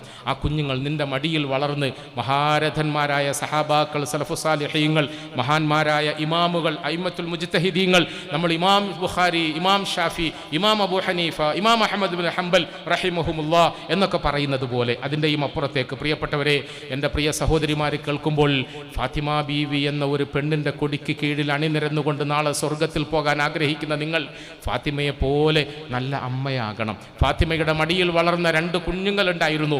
ഹസൻ, ഹുസൈൻ എന്നാണ് പേര്. ഹസനും ഹുസൈനും ഫാത്തിമയുടെ കരളിൻ്റെ കഷ്ണങ്ങളായിരുന്നു. അല്ല, അഷ്റഫുൽ ഖൽക്കായ താഹ റസൂലിൻ്റെ കരളിൻ്റെ 2 കഷ്ണങ്ങളായിരുന്നു. 2 മടിയിലും മാറി മാറി അവരെ ഇരുത്തുകയും അഷ്റഫുൽ അവരെ പോറ്റി വളർത്തുകയും ചെയ്തു. നല്ല ഉപ്പാപ്പയുടെ മടിയിൽ വളർന്ന ആ മക്കൾ സ്വർഗലോകത്തെ യുവാക്കളുടെ നേതാക്കന്മാരായി മാറി. നല്ല ഉമ്മയായ ഫാത്തിമയുടെ മടിയിൽ വളർന്ന ആ 2 മക്കള് സ്വർഗലോകത്തെ യുവാക്കളുടെ നേതാക്കന്മാരായി മാറി. എൻ്റെ പ്രിയപ്പെട്ട ഈ സഹോദരങ്ങൾ, എൻ്റെ പ്രിയപ്പെട്ട ഈ സഹോദരിമാർ നാളെയുടെ അമ്മമാരാകുമ്പോൾ, നാളെയുടെ ഉപ്പമാരാകുമ്പോൾ അവരുടെ മടിയിൽ വളരാൻ പോകുന്ന കുഞ്ഞുങ്ങൾ സാലിഹീങ്ങളാകണം. റബ്ബനാ ഹബ്ലനാ മിൻ അസ്വാജിനാ വദുർരിയാതിനാ ഖുർറത അഅ്യുനിൻ വജഅൽനാ ലിൽ മുത്തഖീന ഇമാമ.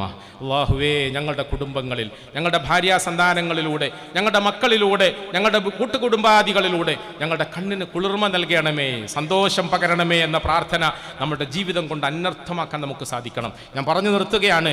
സൂറത്തുൽ ബഖറയിൽ 4 കാലിൽ നടക്കുന്ന ഒരു ബഖറയുടെ ചരിത്രം ഓതിക്കൊണ്ട് ആരംഭിച്ച ഖുർആൻ പഠനം ഓതി ഓതി ഓതി ഓതി ഓതി അവസാനം ഈ കുഞ്ഞുങ്ങൾ അന്നാസിലാണ് എത്തിയത്. അന്നാസ് എന്ന് പറഞ്ഞാൽ മനുഷ്യൻ എന്നാണ് അർത്ഥം, മനുഷ്യൻ. ഈ കുഞ്ഞുങ്ങൾ ഖുർആൻ പഠിച്ചതോടുകൂടി ഒരു നല്ല മനുഷ്യനായി. വീണ്ടും ഞാൻ ആവർത്തിക്കട്ടെ, ഒരു നല്ല മനുഷ്യനാവുക എന്ന് പറഞ്ഞാൽ ഒരു നല്ല ഭർത്താവാകുന്നു, നല്ല ഭാര്യയാകുന്നു, നല്ല വാപ്പയാകുന്നു, നല്ല ഉമ്മയാകുന്നു, ഒരു നല്ല സഹോദരനാകുന്നു, നല്ല സഹോദരിയാകുന്നു, സത്യസന്ധനായ കച്ചവടക്കാരനാകുന്നു, സന്മാർഗത്തിൽ ഉറച്ചു നിൽക്കുന്ന സൽസ്വഭാവിയായ മുസ്ലിമാകുന്നു, മുഅ്മിനാകുന്നു.